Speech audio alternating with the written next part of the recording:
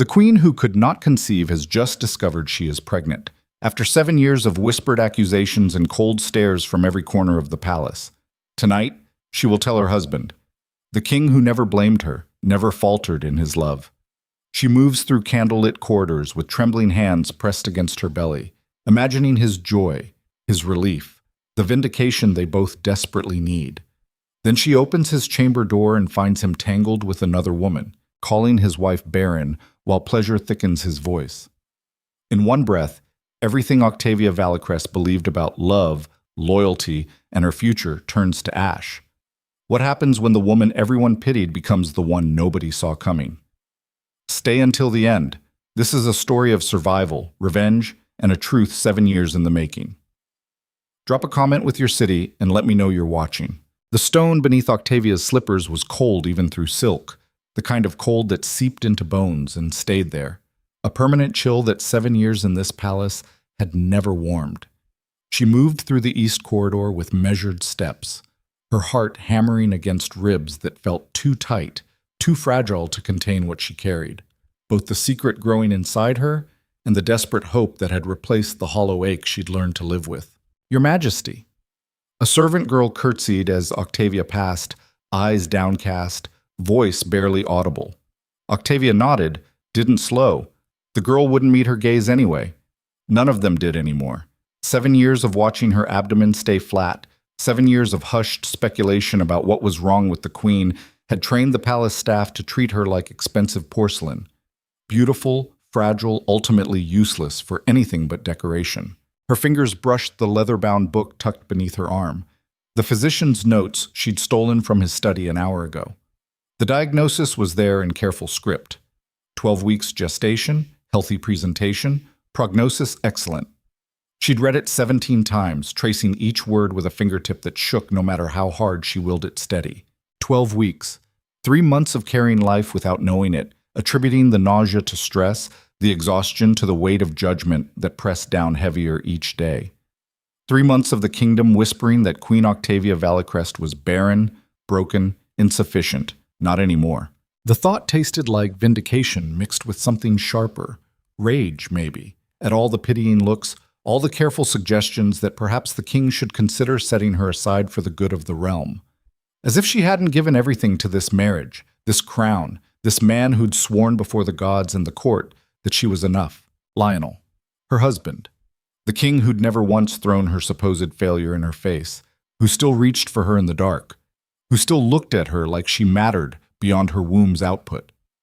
Tonight, she'd give him what the entire kingdom had been demanding. Tonight, she'd silence every venomous tongue in the court. Tonight, everything would change. The royal wing stretched before her, torches guttering in their iron brackets, casting shadows that danced across tapestries depicting centuries of Draven kings and their legitimate heirs. Soon, there'd be a new face among them. Soon, the whispers would turn to celebrations. Her free hand drifted to her stomach, still flat beneath layers of silk and velvet, still hiding the miracle the physician had confirmed that afternoon. A son or daughter. An heir. Proof that she wasn't the problem 7 years of courtiers had painted her to be.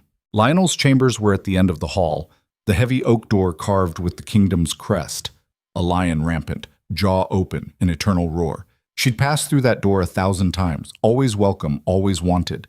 Tonight would be different. Tonight would be... The scent hit her first. Not perfume, though there was that too, something floral and cloying that Octavia never wore. Something that made her stomach twist in ways that had nothing to do with pregnancy.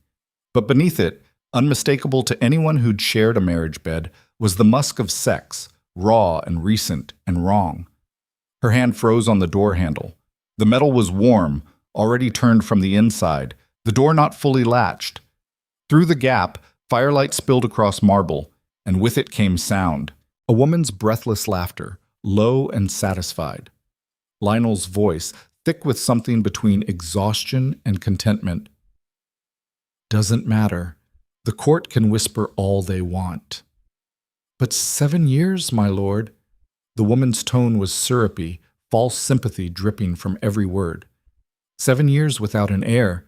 Don't you ever wonder if perhaps what? Lionel's words came sharp now, irritated. Say what you mean, Elena. Elena. Octavia's mind snagged on the name, placed it. Lady Elena Cortez, one of the younger courtiers, a woman with dark hair and ambitious eyes who'd arrived at court 2 years ago with a minor title and major aspirations. If perhaps the problem isn't you, Elena said, softer now, intimate. If perhaps your queen is simply incapable. The silence that followed was worse than any response could have been. Octavia's fingers tightened on the door handle until her knuckles went white, her breath frozen in her throat, the physician's book suddenly heavy as lead beneath her arm. Barren, Elena continued, and now her voice was gentle, understanding, the tone someone might use with a wounded animal. It's such an ugly word, but after 7 years, what else can one conclude? You've done your duty, my lord. You've been patient, faithful, but the kingdom needs— Don't. Lionel's voice cracked through the air like a whip. Don't speak of my wife that way. Relief started to bloom in Octavia's chest, fragile and desperate. Even if it's true? Elena asked. Even if she's failed you in the one thing a queen must provide? The court already knows, Lionel. They've known for years. Keeping up appearances won't change what her body can't do. This conversation is finished. Is it? Fabric rustled. Footsteps crossed the floor. Or are you just afraid to admit that staying bound to a barren woman is destroying your legacy? You could set her aside. The council would support it. Hell, half of them have been suggesting it for the last 3 years. I said, you deserve children, my lord. Sons. An heir to carry the Draven name forward. She can't give you that. I can. The world tilted. Octavia's vision swam. The corridor suddenly too bright, too hot, the air too thick to breathe.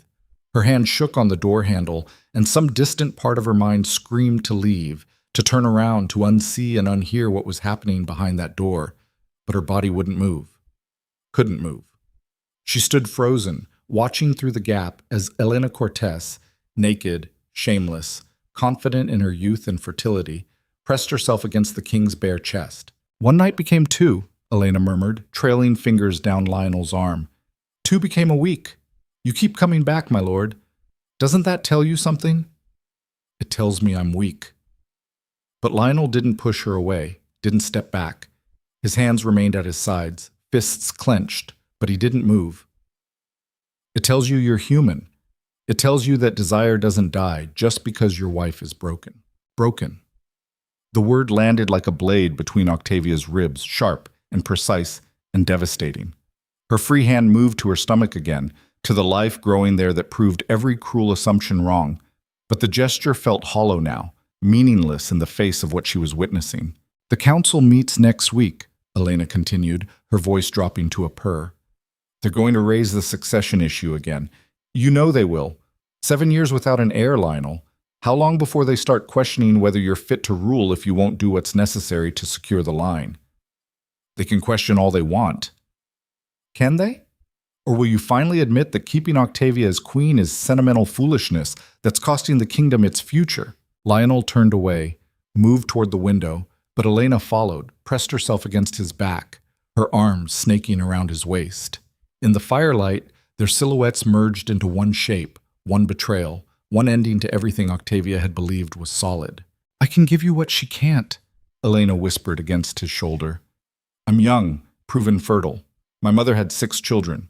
Set her aside, make me queen, and I'll fill this palace with heirs. Strong sons who'll carry your name, your blood, your legacy forward. And what would you have me do with Octavia? The question came out flat, exhausted. Just discard her like she means nothing. She's already nothing to the court. Might as well make it official. The book slipped from Octavia's fingers, hit the marble with a sound like thunder. Lionel's head snapped toward the door, eyes widening as he caught sight of her standing there in the gap, watching, seeing everything. Their gazes locked. His face drained of color, mouth opening to form words that never came. Elena turned, saw Octavia, and had the audacity to smile, small, triumphant, the look of a woman who'd already won. Octavia should have screamed, should have stormed in, thrown the physician's notes in Lionel's face, told him exactly what his barren wife was carrying. Should have let Elena know that every poisoned word was a lie, that the heir they all demanded was already growing, already real, already proof that the problem was never Octavia's body, but something else entirely. Instead, she did nothing, said nothing. She bent down with movements so controlled they felt mechanical, retrieved the fallen book, and straightened. Her face was a mask, perfectly composed, the same expression she'd worn through 7 years of pitying looks and whispered speculation. The Queen's face. Untouchable. Unbreakable. Lionel took a step forward, hand outstretched. "Octavia, this isn't—" She turned and walked away. "Octavia, wait." But she was already moving, already disappearing down the corridor with measured steps that never faltered, never rushed, gave away nothing of the screaming void that had opened up where her heart used to be. Behind her, she heard Lionel shouting, heard him stumbling after her, probably naked, probably desperate, definitely too late. A guard stepped into the corridor ahead, saw the Queen approaching, started to bow. Then saw the King charging after her, half-dressed and panicked, and froze in confusion. "Stop her," Lionel commanded. "Don't let her—" Octavia walked past the guard without breaking stride. "Stand down," she said, her voice perfectly level, perfectly controlled. "The King is indisposed. He's had too much wine and is confused. Escort him back to his chambers and see that he rests." "Your Majesty, I—" The guard looked between them, clearly torn. "That's an order." She turned the corner before Lionel could catch up, before the guard could decide whose command to follow, before anyone could see the cracks starting to spread across her carefully maintained composure. Her chambers were in the west wing, far from Lionel's, far from Elena's smug smile, far from the scent of their betrayal. She made it to her door, through it, locked it behind her with shaking hands, made it to the center of her sitting room before her knees gave out and she crumpled onto the imported carpet, the physician's book falling open beside her, the diagnosis mocking her with its certainty. 12 weeks gestation, healthy presentation, prognosis excellent. A sob tore from her throat, raw and ugly, nothing like the dignified silence she'd maintained in the corridor. She pressed both hands to her mouth, trying to contain it, trying to stay quiet. But the sound kept coming, kept ripping out of her in waves that shook her entire body. 7 years. 7 years of enduring their pity, their speculation, their barely concealed contempt. 7 years of believing Lionel when he said it didn't matter, when he swore she was enough, when he promised that children would come in their own time and until then, they had each other. Lies. All of it lies. She didn't know how long she stayed there, kneeling on the carpet while her world disintegrated around her. Time felt slippery, meaningless. At some point, someone knocked on her door. Lionel, probably, based on the desperate urgency of it, but she didn't answer, didn't move. Just stayed frozen, hands pressed to a stomach that carried life she suddenly wasn't sure she wanted him to know about. The knocking eventually stopped. Footsteps retreated. The palace settled into the quiet of deep night, and still Octavia knelt there, staring at nothing, feeling everything. When she finally moved, it was with the cold clarity that came after grief burned itself out. She stood, crossed to her writing desk, and began composing a letter in careful script. Not to Lionel, not to the court, to someone outside the palace, someone who owed her a favor and wouldn't ask questions. She sealed it with wax, marked it urgent, and left it where her most trusted servant, the only servant who'd never looked at her with pity, would find it in the morning. Then she moved to her wardrobe, began pulling out practical clothes, sturdy boots, cloaks designed for travel rather than courtly display. A leather satchel appeared from the back of the wardrobe, the one she'd brought with her 7 years ago when she'd arrived as a hopeful bride. She packed methodically, clothes, coin, the few pieces of jewelry that were truly hers rather than crown property. The physician's book went in last, evidence of the secret she'd carry away from this place. Dawn was breaking when she finished, pale light creeping across marble floors that had never truly felt like home. She dressed in traveling clothes, simple, anonymous, nothing that screamed queen, and pulled a deep hood over her blonde hair. One last thing remained. She crossed to her vanity, picked up the crown she wore for official functions, the delicate circlet of gold and sapphires that had rested on her head during coronation 7 years ago. It felt heavier than it should, weighted with expectations and broken promises. She set it on the desk next to a brief note written in her own hand. "I release you from your vows. Marry someone who can give you what I cannot." Let him think she was running because she was barren. Let Elena celebrate her victory. Let the court whisper about the queen who finally accepted defeat and disappeared in shame. They'd never know the truth, never know that she was carrying exactly what they all demanded, what Lionel had betrayed her for the promise of. This child, these children, if the physician's suspicions about twins proved correct, would be hers alone. Raised far from this poisoned court, far from a father who'd proven himself unworthy, far from the pretty lies that had sustained her through 7 years of hell. The servant arrived just after dawn, a young woman named Claire who'd been assigned to Octavia's chambers 3 years ago and had somehow never absorbed the court's casual cruelty. She found the queen fully dressed for travel, bag packed, letter waiting. "Your Majesty?" Claire's eyes went wide. "What's—" "Take the letter to the address written on it, personally. Don't trust it to the regular messengers." Yes, but—" "And Claire?" Octavia turned to face her. Let the girl see the coldness in her eyes, the absolute certainty. "You never saw me this morning. As far as anyone asks, I was still abed when you checked on me. Understood?" Claire swallowed hard, glanced at the crown sitting abandoned on the desk, at the note beside it. Whatever she saw in Octavia's face convinced her not to argue. "Understood, Your Majesty." "Good girl. There's extra coin in the desk drawer, third from the left. Take it. You've earned it." She left before Claire could respond, before anyone else could wake and notice, before Lionel could find her and try to explain or apologize, or do whatever the hell he thought might fix what she'd witnessed. The palace had a dozen hidden passages, routes the servants used to move unseen. Octavia had learned them all during her first year, when she'd still been curious about her new home, still optimistic about her future. Now they served a different purpose. She navigated them in darkness, emerged in the lower kitchens where early-rising cooks were too busy with breakfast preparations to notice one more hooded figure slipping through.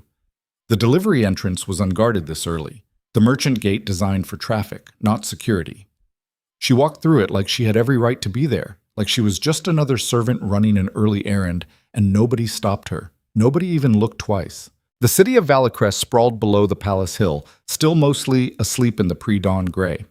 Octavia moved through streets she barely knew, heading for the eastern district where the letter had instructed her contact to meet her.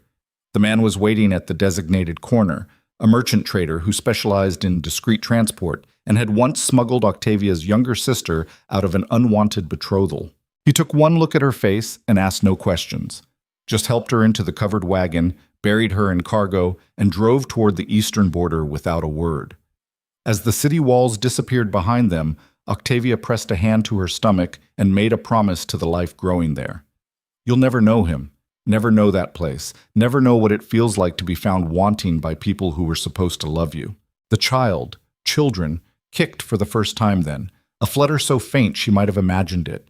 But she didn't imagine it. She felt it, proof of life, proof of strength, proof that she was capable of the one thing the entire kingdom had decided was beyond her. "We're going to be fine," she whispered to her belly, to herself, to the future she was choosing over the past. Better than fine. We're going to be free. The wagon rolled on, carrying her farther from the palace with every passing minute, every turn of the wheels. Behind her, the capital city woke to the news that its queen had vanished in the night, leaving nothing but a crown and a note releasing the king from his vows. Let them think what they wanted. Let them assume she'd run in shame, in defeat, in recognition of her own inadequacy. The truth would stay buried, hidden beneath cloaks and distance, and the new life she'd build somewhere far from courtly judgment. But 7 years later, the truth would return. 7 years later, everything they'd assumed about the Barren Queen would be proven catastrophically wrong. 7 years later, Octavia Valicrest would walk back into that palace with her children at her side and watch their carefully constructed lies collapse into rubble. But that morning, in the cargo wagon fleeing east, she knew only one thing. She was done being pitied, done being dismissed, done being the woman everyone assumed they understood. The queen they'd lost was never coming back. Someone far more dangerous was taking her place. 3 months later. The coastal town of Ashford clung to the cliffs like a barnacle, weathered and stubborn and utterly indifferent to the dramas of inland courts. Octavia had chosen it precisely because nobody here gave a damn about queens or kings or palace intrigue. They cared about fish, tides, and whether the autumn storms would be survivable. She'd bought a small cottage on the northern edge of town, paid in coin that couldn't be traced back to the royal treasury, and settled into a life so far removed from her previous existence it felt like wearing someone else's skin. No servants, no courtiers, no Lionel, just her, the sea wind, and the growing evidence of pregnancy that she couldn't hide much longer. The town midwife, a woman named Bess with capable hands and suspicious eyes, had examined her 6 weeks after her arrival and delivered news that Octavia had half expected but still wasn't prepared for. "Twins! You're carrying twins, girl. Hope you've got family to help because 2 at once is no joke." Octavia had no family, no help, nothing but determination and the slowly burning rage that had replaced grief somewhere during the journey east. "I'll manage," she'd told Bess, and the older woman had snorted but didn't argue. Now, at 7 months, Octavia was roughly the size and shape of a merchant vessel, her body transformed into something she barely recognized. The twins were active, constantly shifting and kicking, making sleep nearly impossible, and daily tasks and exercise in creative problem-solving. She was hanging laundry when the first contraction hit. Too early, too sharp, too wrong. The clothesline swam in her vision as pain lanced through her abdomen, stealing her breath, dropping her to her knees in wet grass. "No," she gasped, hands clutching her belly. "Not yet. It's too soon." But the twins weren't listening. Another contraction followed the first, then another, waves of pain that announced their intention to arrive whether she was ready or not. She crawled toward the cottage, made it to the door before her water broke in a rush that soaked through her skirts and left her gasping on the threshold. Someone was screaming. Her, she realized distantly, her voice raw with pain and fear. Bess arrived within minutes, summoned by a neighbor who'd heard the screams. The older woman took one look at Octavia's condition and started barking orders to the gathering crowd. Hot water, clean linens. Someone fetched the physician from Westport, even though he'd never arrive in time. 7 months, Bess muttered, helping Octavia onto the bed with surprising gentleness. "Twins at 7 months. Girl, what did you do to piss off the gods?" "Long story," Octavia managed between contractions. Will they? "Can't promise anything with early twins, but you're strong, and they're active. We've got a fighting chance." Fighting. Everything in Octavia's life had become a fight, fighting to prove herself, fighting to survive betrayal, fighting to build something new. Now she had to fight to bring her children into a world that had tried so hard to convince her she couldn't create life at all. The labor lasted 14 hours, brutal and bloody, and nothing like the dignified royal births described in palace histories. Octavia screamed until her voice gave out, pushed until she thought her body would tear apart, cursed Lionel's name with every creative obscenity she'd learned during 7 years at court. The first child arrived just after midnight, a girl, tiny and furious, announcing her presence with lungs that seemed far too powerful for her premature size. Bess cut the cord, wrapped her in clean linen, and handed her to Octavia with a grim smile. "One down, rest while you can." Octavia held her daughter, for exactly 40 seconds before the next contraction hit, and she had to pass the baby to a neighbor. The second twin was harder, positioned wrong, reluctant to leave the only home he'd known. Bess had to reach in, turn him, guide him out with movements that left Octavia shrieking into the pillow someone had shoved beneath her face. But he came. Finally, agonizingly, he slipped free into Bess's waiting hands. A boy, smaller than his sister, quieter, but breathing steadily enough to make the midwife exhale in relief. 2 live births at 7 months, Bess announced to the room. "Somebody up there likes you, girl, or owes you a favor." Octavia barely heard her. She was staring at her children, her son and daughter, her twins, her proof that every cruel word spoken about her in that palace had been poison and lies. They were early, tiny, fragile, but they were alive. They were hers. "Names?" Bess asked, settling both infants against Octavia's chest, skin to skin, the warmth and weight of them more real than anything she'd felt in months. Octavia looked down at her daughter, at the fierce scowl already forming on her minute features, and made a choice. "Thalia. It means flourishing." "And the boy?" Her son was quieter, watching her with dark eyes that seemed too aware for a newborn, too knowing. She traced a finger along his tiny cheek and felt something shift in her chest, some final piece of armor falling away. "Kale," she said softly. "It means mighty warrior." Bess raised an eyebrow. "Big names for small babies." "They'll grow into them," Octavia tightened her arms around her twins, felt their tiny hearts beating against her skin, felt the future reshaping itself around this moment. They'll have to. The next weeks were a blur of sleepless nights, constant feeding, and the peculiar terror of keeping two premature infants alive with no experience and limited resources. But somehow, impossibly, the twins thrived. Thalia grew fierce and demanding, refusing to be ignored. Kael was quieter, but no less determined, watching everything with those unsettling dark eyes. By 6 months, they were the size of full-term newborns. By a year, they'd caught up completely. Two healthy toddlers who filled Octavia's cottage with noise and chaos and a kind of joy she'd forgotten existed. She told them nothing about their father, nothing about the palace, the crown, the life she'd left behind. As far as Thalia and Kael knew, it had always been the three of them against the world. And that was enough. Except it wasn't. Not quite. Because every time Octavia looked at Kael's dark eyes, Lionel's eyes, or heard Thalia's imperious tone when she wanted something, she was reminded of what had been stolen from her. Not just a marriage, but a choice. The choice to raise her children with their father, to build the family she'd dreamed of, to have the life the entire kingdom had denied was possible. Lionel had taken that choice. Elena had helped him take it. The court that had whispered and judged and found her wanting had created the circumstances that made betrayal feel inevitable. And Octavia had run, had let them think they'd won, had disappeared into obscurity while Elena probably wore her crown and Lionel probably convinced himself he'd made the right choice for the kingdom. The rage that had burned bright immediately after her flight had settled into something colder over the years, something patient and calculating. She'd built a life in Ashford, yes, a good life. But it was a small life, a hidden life, a life defined by what she'd fled rather than what she'd chosen. Her children deserved better. They deserved to know who they were, what they came from, what had been denied them. And she deserved, what? Revenge? Vindication? The satisfaction of watching Lionel's face when he realized the Barren Queen had borne him not one heir but two, and he'd lost them both through his own weakness. Maybe all of it. Maybe none of it mattered.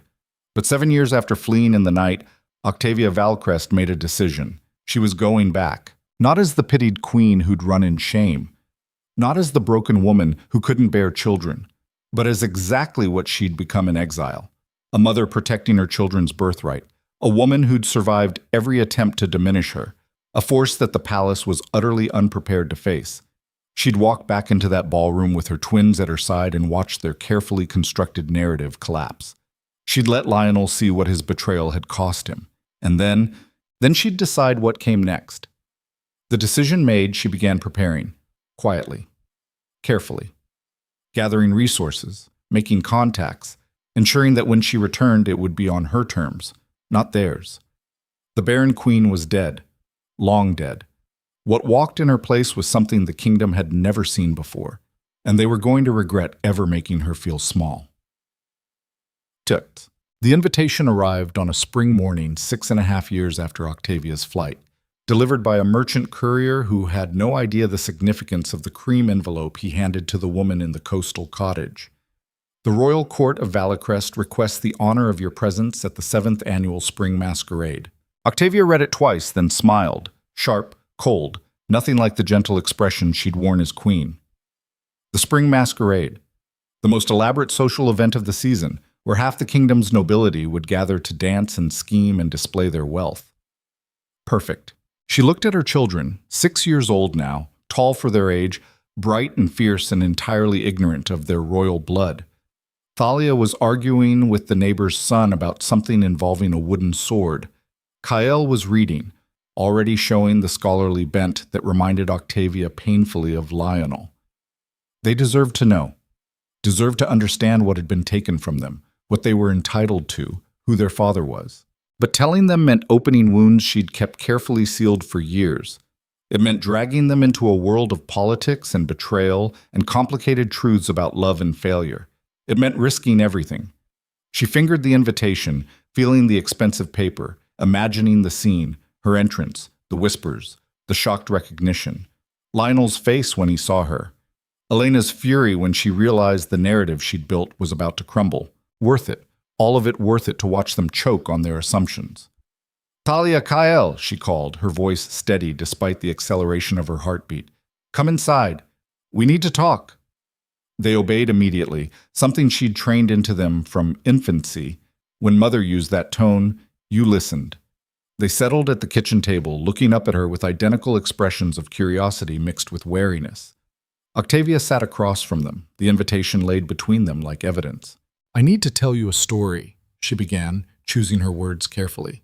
About where you come from, about who you are, and about why we're going to take a trip to the capital city. Talia leaned forward, eyes bright with interest. Kael stayed still, watching her with those two knowing eyes, and Octavia wondered, not for the first time, if her quiet son saw more than she gave him credit for. Once upon a time, she continued, falling into the rhythm of the bedtime stories they'd grown up with, there was a queen who was told she couldn't have children. The whole kingdom believed it. Even the king sometimes wondered, but the queen knew something they didn't. What? Talia demanded. Octavia smiled, reached across the table to take both their hands. She knew that sometimes the world is wrong about people. Sometimes what everyone believes is impossible turns out to be the truth. They just weren't ready to see. Kael's fingers tightened around hers. The queen was you. Not a question, a statement. Yes, Octavia confirmed. The queen was me, and the children she was told she'd never have. She squeezed their hands, watched understanding dawn in two pairs of eyes that were about to see their entire world transform. Are sitting right here. The silence in the cottage kitchen stretched long enough that Octavia could hear the sea beyond the cliffs, waves crashing against rock with the kind of relentless patience she'd learned to adopt over 7 years of exile. Her children stared at her, hands still clasped in hers, faces caught between confusion and the first glimmers of understanding that their entire world had just shifted on its axis. Talia spoke first, because of course she did. We're not just us? You've always been just you, Octavia said carefully. But you're also more than what I've told you. You're heirs to a kingdom. You're royalty. You're princes. Kael's voice was quiet, measured, already processing implications his sister hadn't reached yet. A prince and princess? Yes. Thalia yanked her hand free, shot to her feet with the kind of explosive energy that had characterized her since birth. Why didn't you tell us? Why did we live in this cottage when we could have been in a palace? Why? Because the palace is where I was betrayed. The words came out sharper than Octavia intended, edged with 7 years of compressed rage. Because your father chose someone else while I carried you. Because the entire court decided I was broken, useless, insufficient, and I chose to leave rather than watch them celebrate my replacement.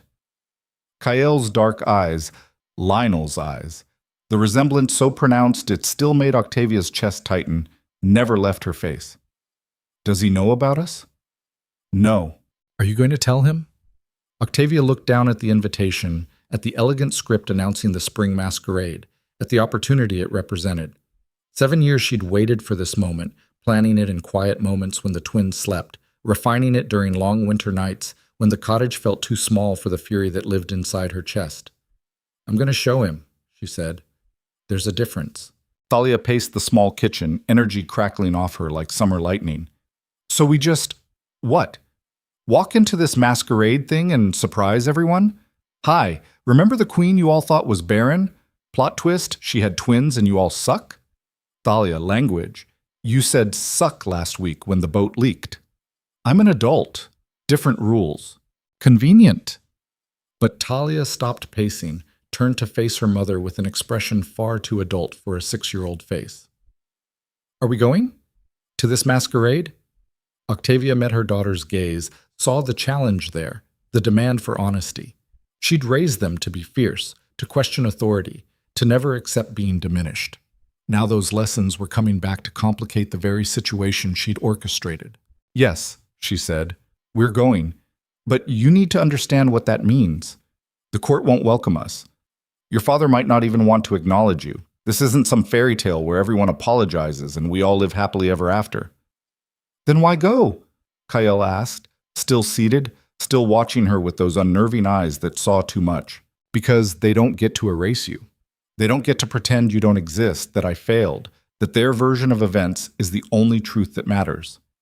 Octavia's hands clenched on the table edge, knuckles white. Because I want them to see what they cost themselves when they decided I wasn't good enough. Revenge, Kael said flatly. Vindication. Sounds like revenge with better vocabulary. Octavia almost smiled. Her son was too smart for comfort, reading motivations she'd barely admitted to herself. Maybe it's both. Maybe I'm allowed that. Talia moved to the window, looked out at the sea that had been their constant companion for 6 years. What if he wants us? After he sees us, what if the king, our father, what if he wants us to stay? The question Octavia had been avoiding, the variable she couldn't control, the outcome that terrified her more than rejection. Because if Lionel wanted them, if he fought for them, if he proved himself worthy of being their father, then she'd have to choose between the life she'd built in exile and the life that had been stolen from her. Then we deal with that when it happens, she said, which was no answer at all, and they all knew it. The next 3 weeks passed in a blur of preparation.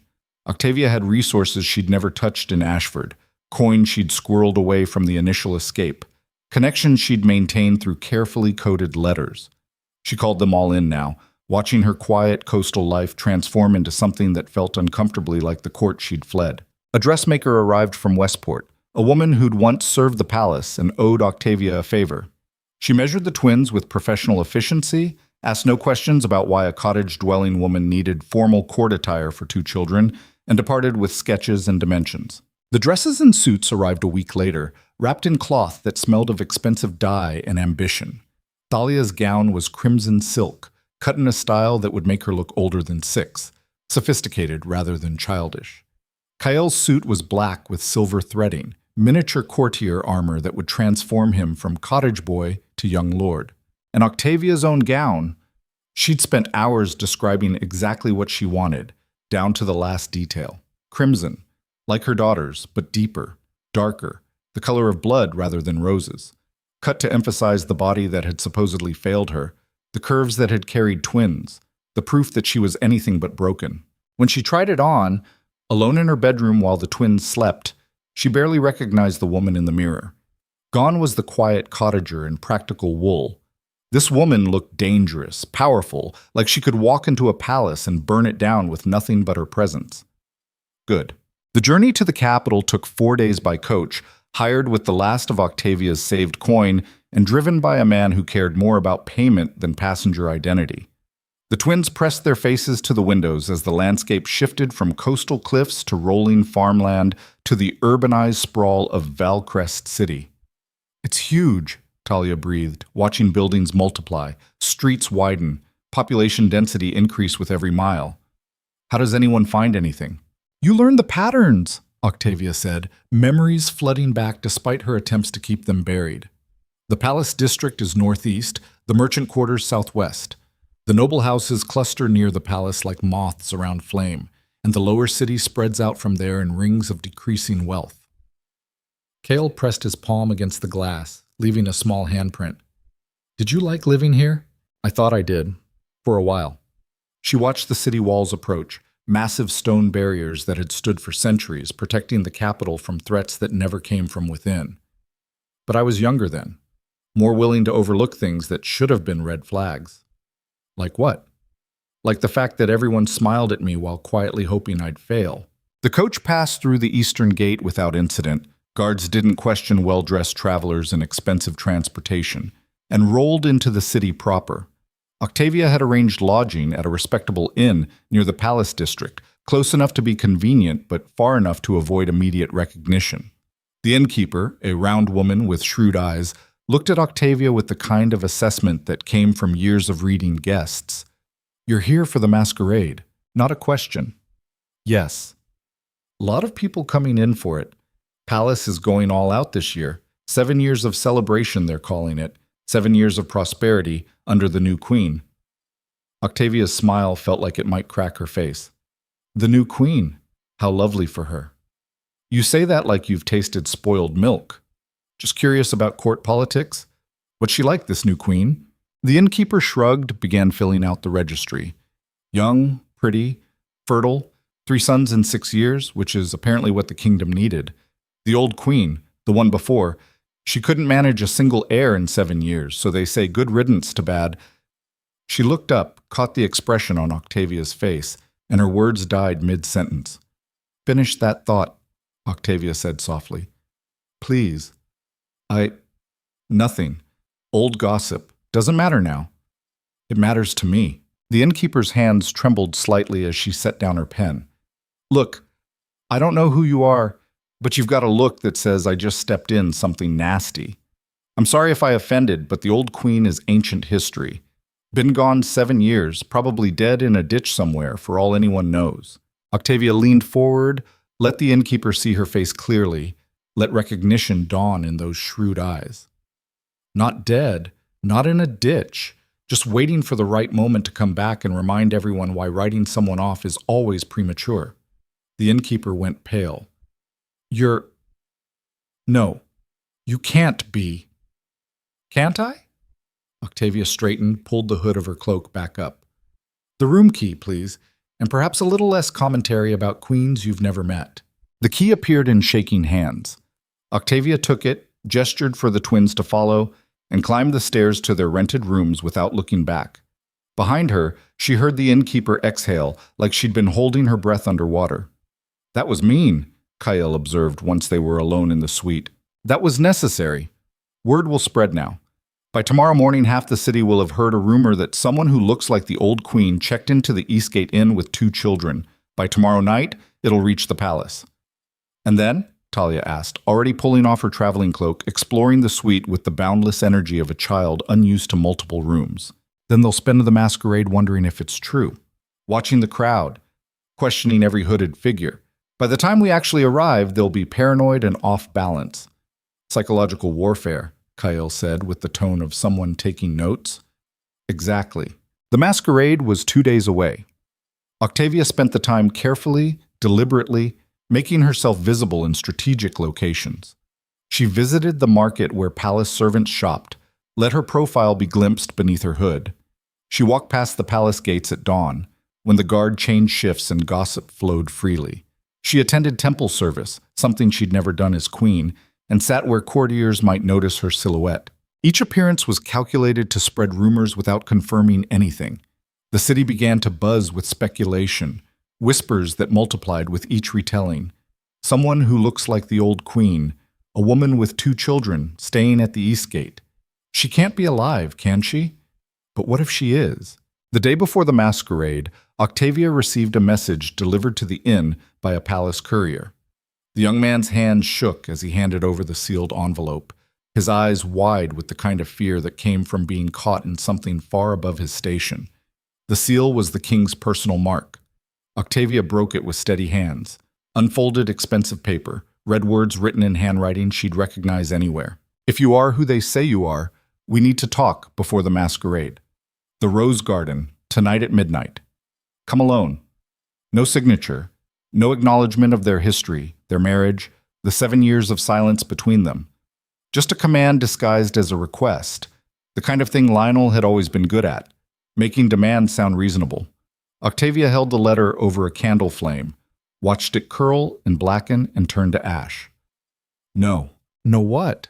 Talia looked up from the wooden soldiers she'd been arranging on the floor. Your father wants to meet privately before the masquerade. Wants to control the narrative, manage the situation before it becomes public. She let the last corner of paper fall into the fireplace. He doesn't get that privilege. What if he just wants to talk? Kale asked quietly. Then he can talk tomorrow night, in front of the entire court, when he doesn't have the option of hiding us away and crafting whatever story serves him best. Octavia turned to face her children, saw them watching her with expressions caught between concern and curiosity. I know this seems harsh, but you don't understand how court politics work. If I go to that garden, if I let him see you privately first, he'll find a way to control the revelation, to make it look like I'm returning because I need him, rather than because you deserve to know who you are. Or maybe he's scared, Talia said, with the brutal honesty of someone too young to soften hard truths. Maybe he knows he screwed up and wants to fix it before everyone watches him fail. Maybe. But I've spent 7 years building a life without him. He doesn't get to dictate terms now just because he's afraid of consequences. The words sounded convincing, even to her own ears. The truth was more complicated, messier, tangled up in the fact that part of her wanted to go to that garden, wanted to hear what Lionel would say when it was just the two of them, no court, no witnesses, no Elena standing in the shadows. But want was dangerous. Want was what had kept her hoping for 7 years while the court whispered, and Lionel let them whisper. Want was what had been standing outside his door the night she'd watched him betray her. She was done with want. This was about what her children deserved, what she was owed, what needed to be dragged into the light and examined by everyone who'd spent 7 years believing lies.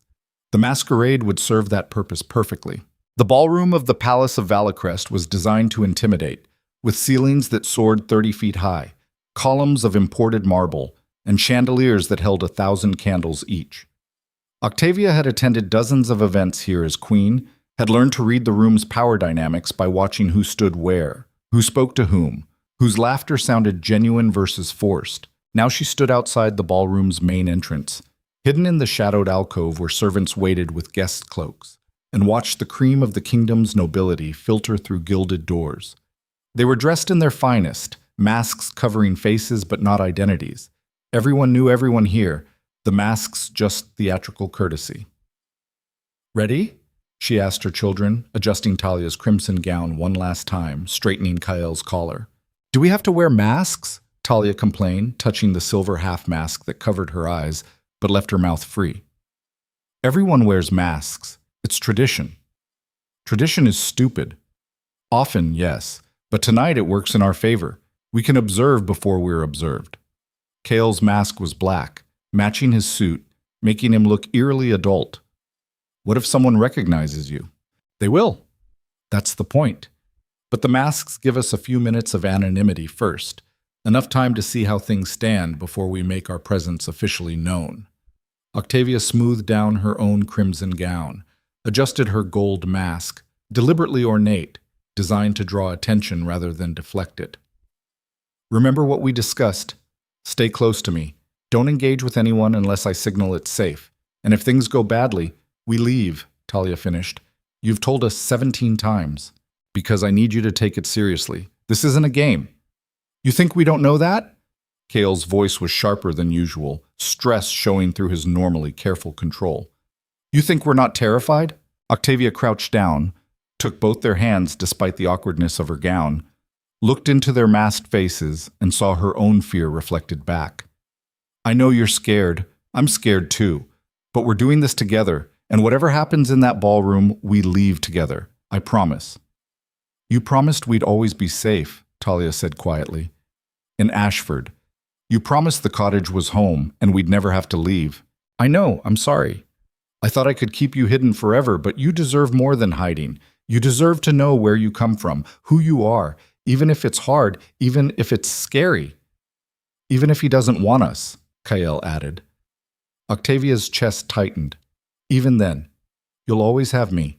They stood there in the shadowed alcove, 3 people in crimson and black, about to walk into a ballroom full of vipers and pretend they belonged there. Then Talia squeezed her mother's hand and said, "Okay, let's go make them shit themselves." "Language? You said shit when the roof leaked." "Different rules, we've discussed this," but she was smiling despite herself, despite the terror, despite everything. Her daughter was fierce, and her son was brave, and together they were about to dismantle 7 years of carefully constructed lies. The ballroom doors were guarded by liveried servants who checked invitations with board efficiency. Octavia handed over the stolen invitation, acquired through means she'd never explained to her children, and watched the servant's eyes widen slightly at the names written there. "Lady Octavia Hartmere and guests," the servant read aloud, voice carrying into the ballroom. A few heads turned at the unfamiliar name. "Welcome to the spring masquerade." Hartmere was her maiden name, the one she'd abandoned when she became queen. Using it now was deliberate provocation, a signal to anyone paying attention that something was about to happen. They stepped into the ballroom and Octavia's breath caught, despite 7 years of preparation. Nothing had changed. The same marble columns, the same ridiculous chandeliers, the same arrangement of power and privilege that had defined her old life. But she had changed. The woman who'd fled this place had been broken, desperate, drowning in betrayal. The woman who returned was armored in fury and purpose. She scanned the crowd with practiced efficiency, identifying key players even behind their masks. Lord Ravenshaw, the king's advisor, holding court near the eastern windows. Lady Cortez, Elena's mother, an older version of the daughter who'd stolen everything, wearing emerald silk and satisfaction. The younger courtiers clustered near the refreshment tables, already drinking too much, already trading gossip. And there, on the raised dais at the far end of the ballroom, sat the king and queen of Valacrest. Octavia's vision tunneled, the crowd fading to background noise as she focused on the two figures occupying the thrones that should have been hers and Lionel's. He looked older, harder. The easy warmth she remembered calcified into something colder. His mask was silver, ornate, covering half his face, but not the tension in his jaw, the rigid set of his shoulders. Beside him, Elena wore a gown of white and gold, a crown of delicate flowers woven into her dark hair, and an expression of smug contentment. She was beautiful, young, everything the court had wanted in a queen.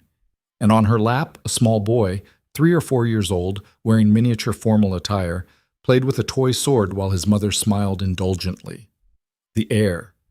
One of Elena's 3 sons, the children she'd promised Lionel, the progeny that had justified replacing Octavia.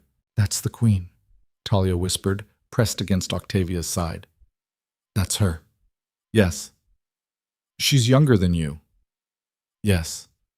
"She looks smug." "She has reason to be. In her version of events, she won everything." Cale's hand tightened in Octavia's. "What do we do?" What they'd planned for 3 weeks, rehearsed until the words were automatic, prepared for despite the terror coiling in Octavia's gut. They walked forward, not toward the thrones, but into the crowd, moving with the careful confidence of people who belonged there. Conversations ebbed as they passed, masks turning to follow their progress. Octavia heard the whispers starting, speculation spreading through the ballroom like wildfire. "Who is that woman in crimson? Those children with her, have you ever seen them at court?" "There's something familiar about her." Lord Ravenshaw noticed first, his conversation dying mid-sentence as Octavia passed within 10 feet of his position. She saw recognition dawn behind his black mask, saw his face go pale, saw him reach for the nearest courtier's arm with the desperation of a drowning man grabbing driftwood. The whispers intensified.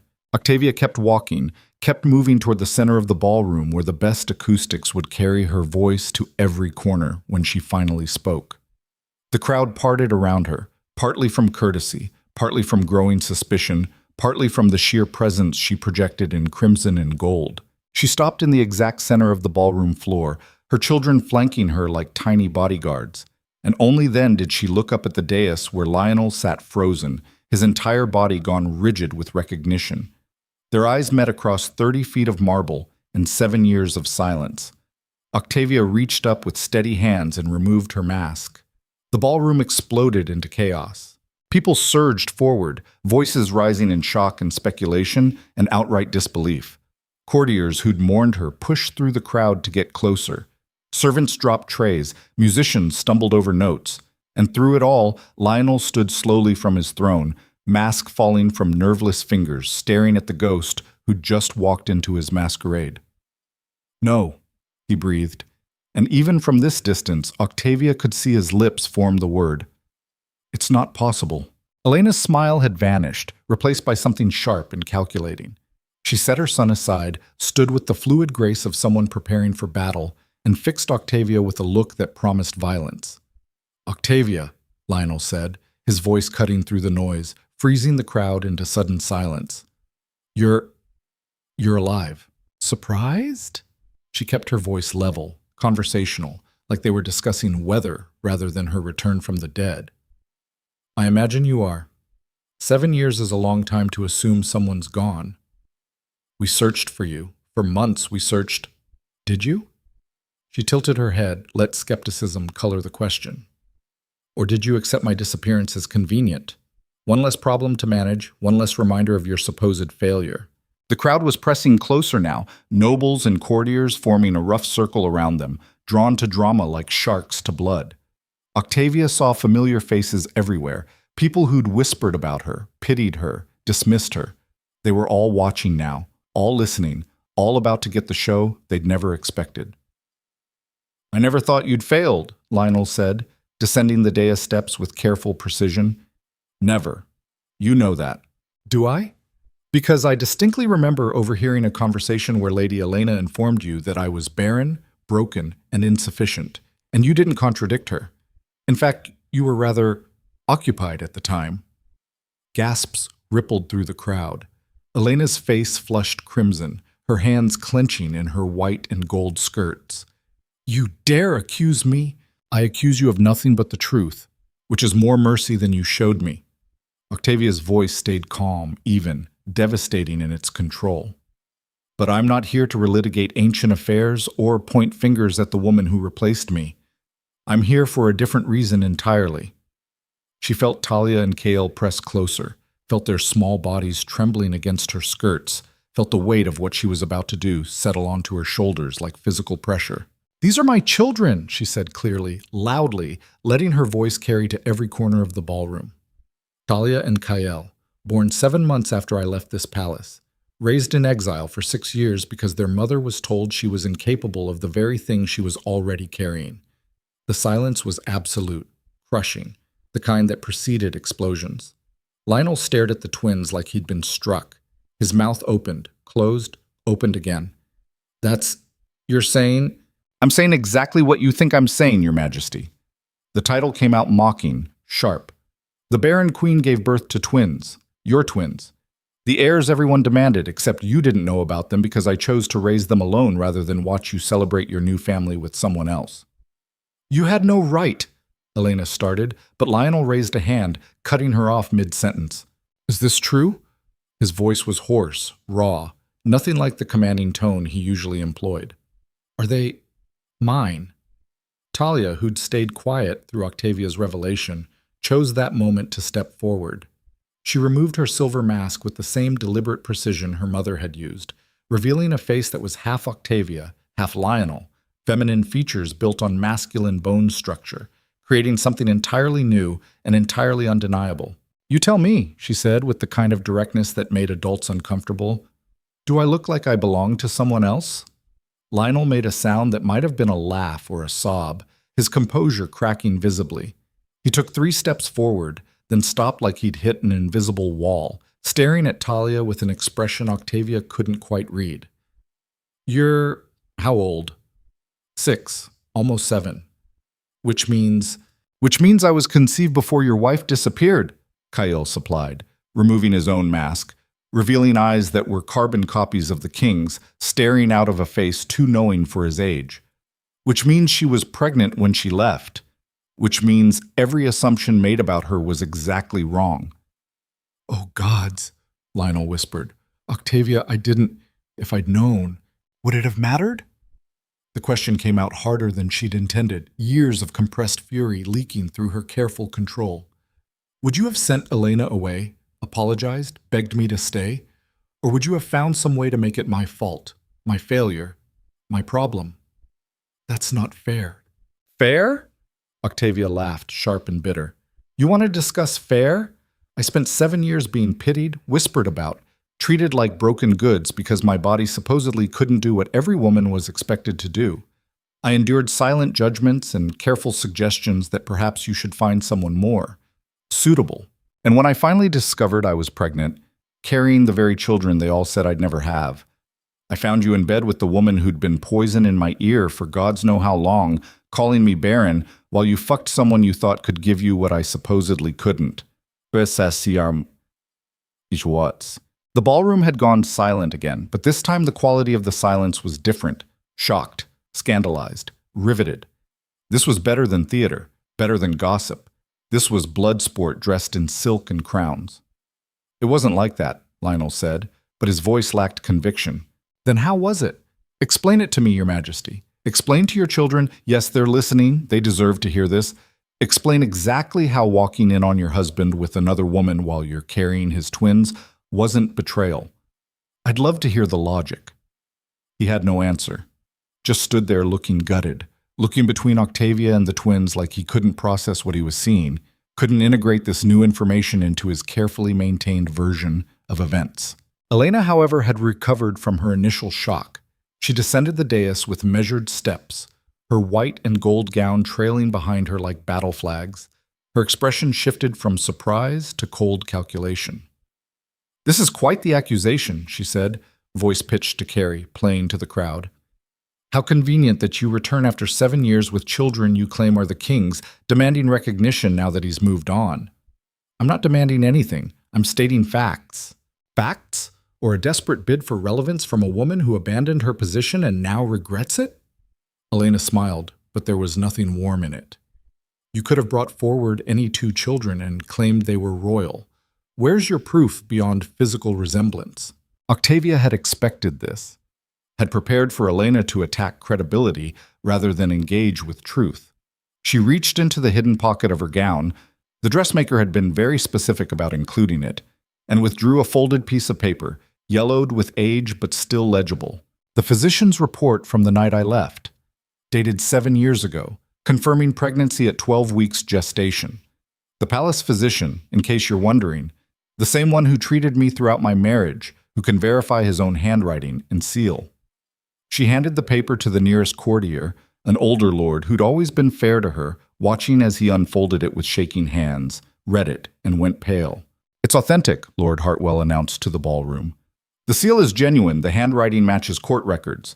This document confirms Queen Octavia, the former queen, was pregnant when she left the palace." The ballroom erupted again, voices clashing and overlapping, accusations flying, old alliances fracturing in real time. Octavia watched it unfold with grim satisfaction, watched the narrative Elena had built for 7 years start to crack and crumble. But her attention was on Lionel, who'd moved closer to the twins, who was staring at them with an expression caught between wonder and devastation. "Why didn't you tell me?" His voice was barely audible under the crowd noise. "Why didn't you come to me, confront me? Let me explain." "What was there to explain? I saw what I saw." "You saw what you thought you saw, but if you'd stayed, if you'd waited even an hour—" "So it's my fault?"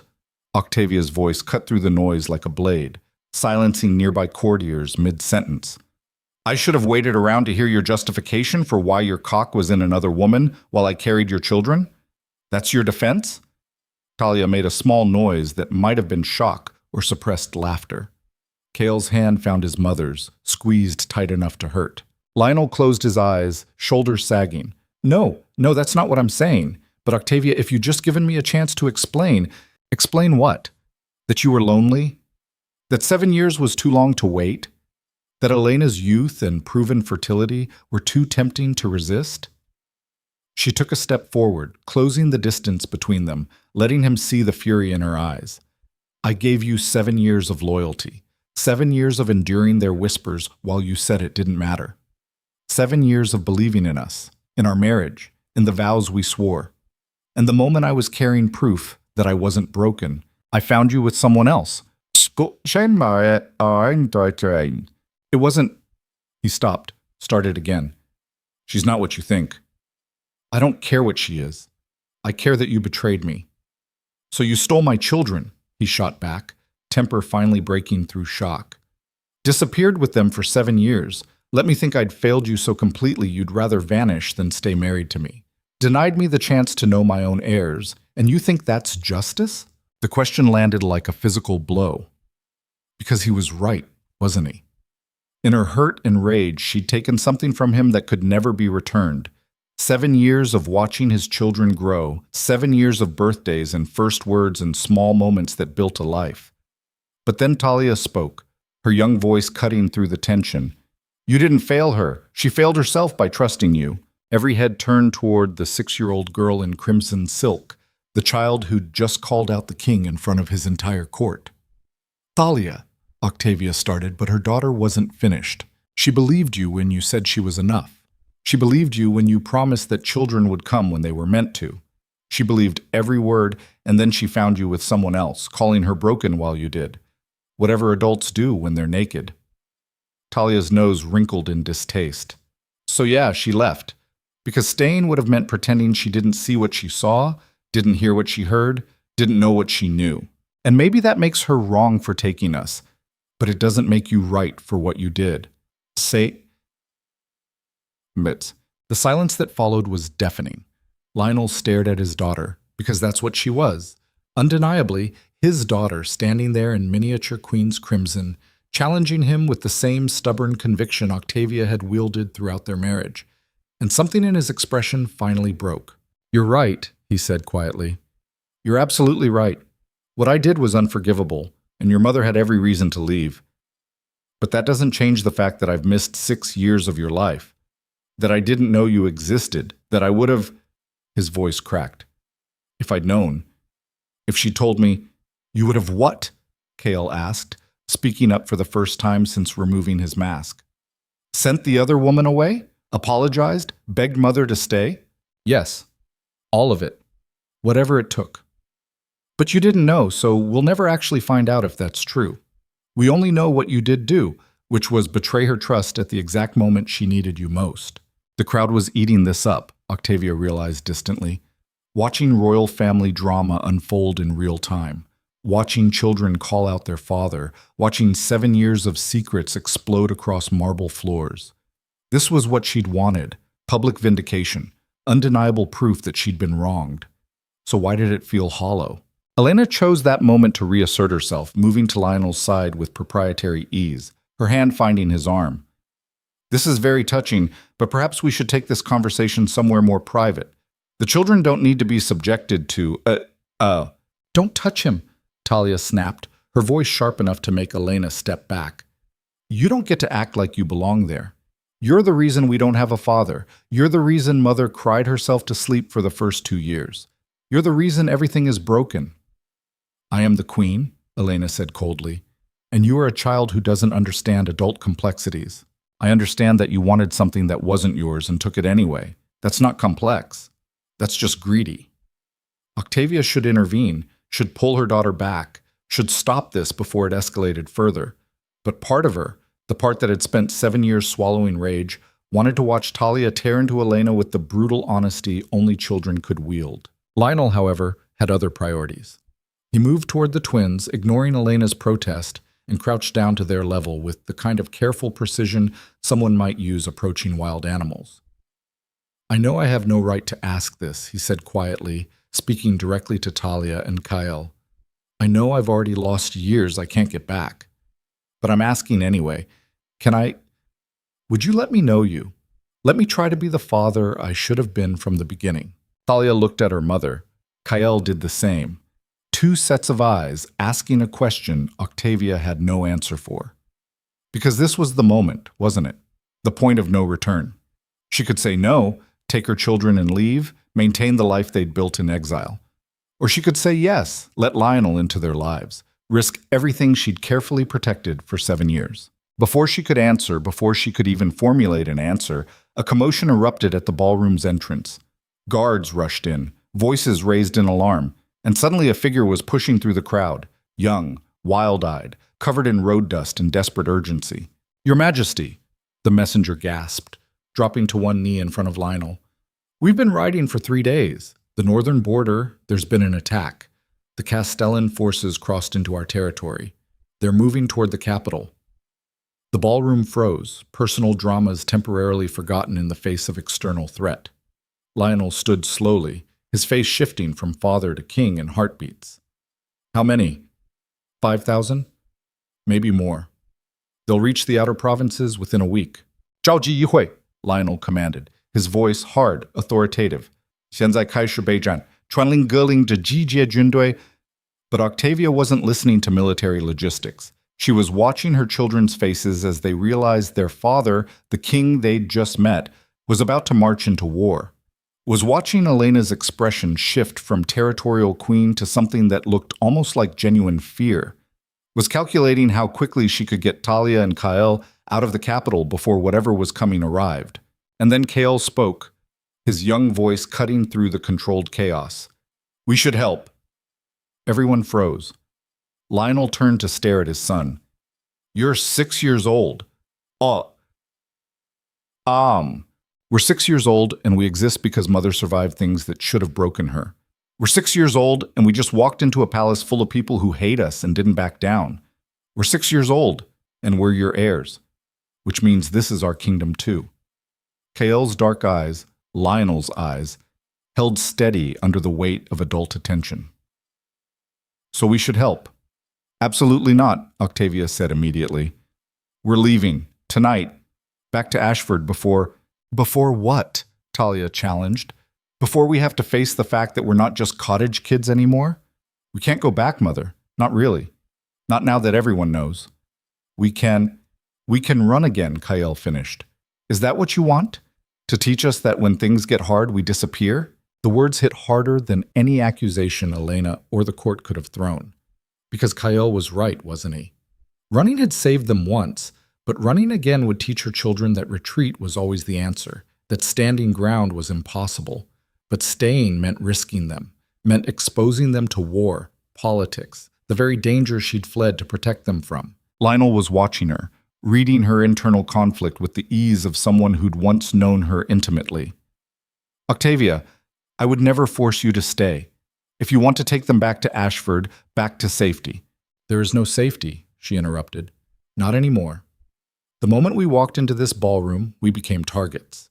Every enemy you have, every noble who resents your power, every foreign force that wants to destabilize the kingdom, they all know now that you have 2 more heirs, 2 more pieces to play in whatever game they're running.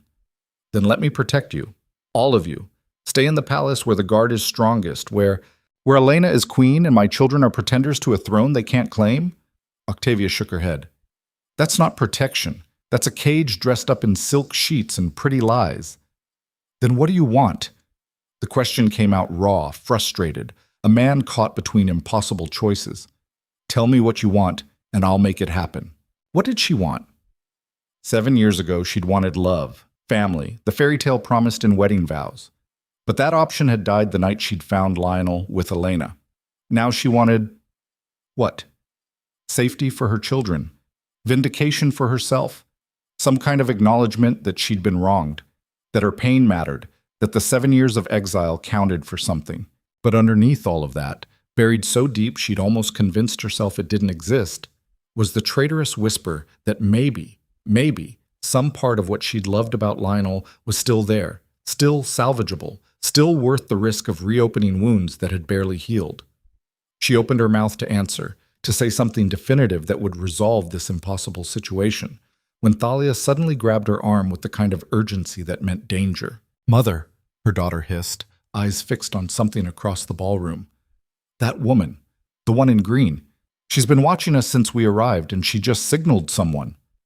Octavia followed Talia's gaze, found the woman in question, middle-aged, unremarkable, wearing a servant's version of formal attire. Their eyes met for a split second before the woman turned and disappeared into the crowd with practiced ease. Every instinct Octavia had honed during 7 years of hypervigilance screamed warning. Lionel, she said quietly, urgently. We need to leave, now. He caught her tone, shifted immediately into combat readiness. What did you see? Someone who doesn't belong, someone watching us too closely. She grabbed both twins' hands, already moving toward the nearest exit.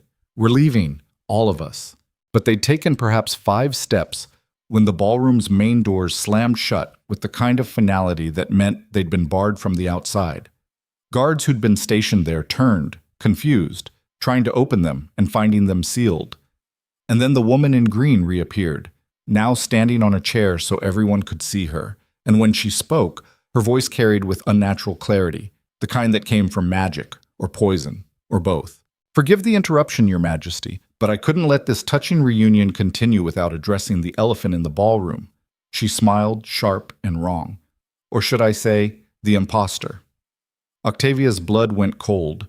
The woman gestured, and suddenly there were guards moving through the crowd. Not the palace guard, but soldiers wearing colors Octavia didn't recognize, spreading out with military precision to surround her, Lionel and the twins. You see, the woman continued, Queen Octavia Valicrest died 7 years ago. Tragic disappearance, body never found, presumed dead. Which means the woman standing before you, claiming to be the lost queen, is either a ghost, her smile widened, or an extremely convincing fake sent to destabilize the kingdom at its most vulnerable moment. That's insane, Lionel started, but the woman cut him off. Is it? She appears after 7 years with convenient children and a convenient story right when war is declared. She waltzes into the capital, causes chaos, drives a wedge between king and queen, and now our enemies are at the border. That's quite the coincidence. The crowd was murmuring now, suspicion spreading, because the logic was sound, even if the accusation was insane. Octavia felt the shift, felt belief in her identity wavering, felt the narrative being ripped away from her. "I am Octavia Valcrest," she said clearly. "I can prove, can you? Or can you prove that someone taught you her mannerisms, her history, her relationship with the king? Shapeshifters exist, Your Majesty, and they're very, very good at what they do." Lionel drew his sword, the sound of steel on leather cutting through speculation. "This is treason. Stand down immediately." "This is protection, my lord. Protection from a threat you're too emotionally compromised to recognize." The woman nodded, and her soldiers moved closer, weapons drawn. "Seize the impostor and her accomplices. We'll sort out the truth once they're properly detained." "If you touch my children," Octavia started, but she never got to finish the threat, because at that exact moment, Thalia did something that Octavia would spend years trying to understand. Her daughter, 6 years old and furious, looked up at the woman in green and said with perfect, chilling clarity, "You're the fake. You're not even human." And the woman in green's face rippled just for a second, revealing something underneath that wasn't remotely human before she forced the glamour back into place. But that second was enough. The ballroom exploded into chaos as people realized the woman accusing Octavia of being an imposter was herself wearing a disguise, and soldiers clashed with guards, and Lionel was shouting orders, and Octavia was pulling her children toward whatever exit she could find. And through it all, she heard the woman in green, the thing in green, laughing. "Too late," it called over the noise. "It's already started. The real invasion isn't at the border, fools. It's already inside your walls. It's been inside for 7 years, wearing a face you all trusted, playing a role you all believed." Elena. The realization hit Octavia like a physical blow. The woman on the dais, the queen who'd borne 3 sons, the replacement who'd seemed too perfect, too convenient, too everything the court had wanted after the Barren queen disappeared. "She's not Elena," Octavia breathed. "She was never Elena. It's been a shapeshifter all along." And that's when the creature on the dais, the thing that had been pretending to be Queen Elena for 7 years, dropped its glamour entirely, revealing something that made half the ballroom scream and smiled at Octavia with too many teeth. "Finally," it said. "Someone who understands. Now the real game can—" The ballroom descended into pandemonium, screams echoing off marble, bodies surging toward exits that wouldn't open, steel clashing as palace guards engaged the foreign soldiers who'd infiltrated the masquerade. But Octavia stood frozen, her children pressed against her sides, staring at the creature that had worn Elena's face for 7 years now, revealing its true form. It was beautiful in the way poisonous things were beautiful, skin that shimmered between human flesh and something scaled, eyes that reflected light like a cat's, features that shifted too fluidly to be natural. And it was smiling at Octavia with genuine pleasure, like they were sharing a private joke. "You should see your face," the creature said, its voice layered with harmonics that made Octavia's teeth ache. 7 years wondering why he betrayed you, 7 years building rage toward a woman who never existed. It's almost tragic. Lionel had his sword drawn, positioned between the creature and his family, but his hands were shaking. "What are you? Where's Elena? The real Elena?" "Dead." The creature examined its fingernails, unconcerned by the chaos around it. "Has been for 7 years. Killed her the night before your little queen discovered us together. Well, discovered me wearing her face while you were unconscious and drugged, but semantics." The words took a moment to penetrate, to reorganize into meaning that made sense. When they did, Octavia felt the floor tilt beneath her feet. "What? Oh, this is delicious. You genuinely don't know." The creature laughed, the sound wrong enough that people near the dais scrambled backward. "That night, Octavia, the night you saw your beloved husband with another woman. He wasn't awake for it. I drugged his wine, waited until he was pliable, then took Elena's form and staged the whole scene. Every word you heard, every image you saw, carefully orchestrated theater designed to break you." "You're lying," Octavia whispered, but the certainty in her voice was crumbling. "Am I?" "Ask him. Ask dear Lionel what he remembers about that night. Go ahead. Octavia turned to her husband, former husband, the man she'd spent 7 years hating, and saw truth written across his face in stark lines of horror. I don't remember it, Lionel said hoarsely. Any of it. I woke up the next morning alone, confused, with gaps in my memory. When people told me you'd seen me with Elena, I assumed it was true. Assumed I'd been drunk, weak, exactly as despicable as you believed. You assumed, Octavia repeated, her voice flat, dead. You let me think, you let the entire kingdom think. I thought I had. The evidence was there. Your testimony, the rumors, Elena's presence in my chambers. What was I supposed to think? The creature clapped slowly, mockingly. Beautiful, isn't it? One drugged king, one carefully timed performance, and 7 years of misery for everyone involved. I couldn't have planned it better if I'd tried.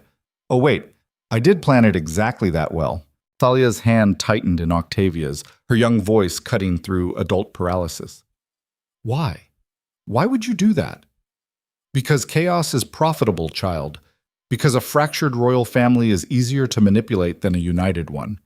Because your mother, the creature gestured at Octavia with something like respect, was too strong, too beloved by the people, too stabilizing. She had to go. So you framed me for adultery, Lionel said, his voice shaking with barely controlled rage. Made my wife believe I'd betrayed her, drove her away, then took her place as queen. For 7 years you've been ruling beside me, bearing children. He stopped, face going gray. The children. My sons. Are they... Oh, those are real. Fully human. I needed heirs to cement my position, so I found a way. The creature's smile turned vicious. Your sons are legitimate, Your Majesty. Just not born from the woman you thought you'd married. Cale had gone very still beside Octavia, his analytical mind clearly processing implications faster than his sister. If you needed heirs to look legitimate, and you went to all this trouble to replace the real queen, then there's a larger plan. You're not working alone. The creature's eyes fixed on the 6-year-old boy with sudden interest. Smart child. Yes, there's a larger plan. Has been from the beginning. The northern invasion? That's my people. The infiltrated guards? Mine. The 7 years of carefully orchestrated political decisions that have weakened your kingdom's alliances and strengthened our position? All mine. It spread its arms theatrically. This entire kingdom has been dancing to my tune since the night I drove Octavia Valicrest away. Then why reveal yourself now? Octavia forced the words through a throat that felt like broken glass. Why drop the disguise if your plan was working? Because you came back. The creature's voice went soft, intimate, almost fond. You were supposed to stay gone, raise your bastard twins, legitimate twins, in obscurity and eventually die alone and bitter. But you came back, walked into my ballroom with your head high and your children on display, and ruined 7 years of careful positioning. So I'm forced to accelerate the timeline. The woman in green, the other shapeshifter, had made her way to the dais, joining her companion with a soldier's efficiency. The outer wards are sealed. No one's leaving until we're finished. Finished with what? Lionel demanded. With you, obviously. The Elena creature tilted its head, studying him like a specimen. You've served your purpose, given me legitimacy, authority, access to everything I needed to prepare my people's invasion. But now the real queen's returned with inconvenient heirs, and your usefulness has expired. It moved faster than anything human should move, crossing the space between the dais and Lionel in a blur of motion. Lionel's sword came up, but the creature knocked it aside like it weighed nothing, grabbed him by the throat, and lifted him off his feet with casual strength. Stop! Octavia lunged forward, but the woman in green blocked her path, blade appearing in her hand with professional speed. Stay back, former queen, or I'll gut you in front of your children, slow enough that they remember the sound. Octavia froze, calculating odds, exits, anything that didn't end with her children watching both parents die. The ballroom was still chaos. Nobles pressed against sealed doors, guards fighting shapeshifter soldiers, screams and steel and smoke from overturned candles. No help coming, no rescue arriving, just her children, and decisions measured in heartbeats. Lionel was turning blue, clawing at the creature's hand, feet kicking uselessly. The thing wearing Elena's face smiled at Octavia over her husband's struggling form. Do you want to know the best part? The absolute pinnacle of this entire operation? It squeezed harder, Lionel's struggles weakening. He never stopped loving you. 7 years of guilt. 7 years of believing he'd destroyed the best thing in his life. 7 years married to me. And he spent every night calling your name in his sleep. It was pathetic. Touching, but pathetic. Let him go, Octavia said, her voice surprisingly steady despite the terror crawling up her spine. Whatever you want, whatever your plan is, you don't need to kill him. Don't I? He knows the truth now. Can't very well rule beside a king who will spend every waking moment trying to expose me. You're already exposed. Everyone in this ballroom saw you drop your disguise. Everyone in this ballroom will be dead within the hour. The creature said it casually, like discussing weather. My soldiers have sealed every exit. The real invasion force is already inside the city walls, dressed as refugees from the northern attack. By dawn, the palace will be ours. The royal family will be eliminated, and I'll place my own people on the throne. Your kingdom falls tonight, Octavia. You just happened to arrive in time to watch. Talia made a sound between a sob and a snarl. Kale's hand found his sister's, squeezed tight, and Octavia felt something inside her chest crack and reform into something harder, colder, more dangerous than the woman who'd walked into this ballroom seeking vindication. You made a mistake, she said quietly. Did I? The creature looked genuinely curious. You told me the truth. You could have killed us all and left us believing the lies. But you wanted me to know, wanted me to understand how thoroughly I'd been manipulated. Octavia took a step forward despite the blade at her throat. That's ego, that's weakness, and that's going to cost you everything. The creature's smile faltered for just a second. Then it dropped Lionel, who crumpled to the marble gasping for air, and turned its full attention on Octavia. You think you're going to stop me? You, 2 children, and a half-dead king against an army of my kind? The odds aren't in your favor, former queen. The odds have never been in my favor. I conceived twins after 7 years of everyone saying I couldn't. I birthed them premature and kept them alive with no resources. I built a life from nothing after losing everything. You think your army scares me more than the court that called me broken? More than the night I found my husband, thought I found my husband, with another woman while carrying his children? More than 7 years of surviving despite everyone assuming I'd give up and die? She was moving forward now, not away, each word a step closer to the creature who'd stolen her life.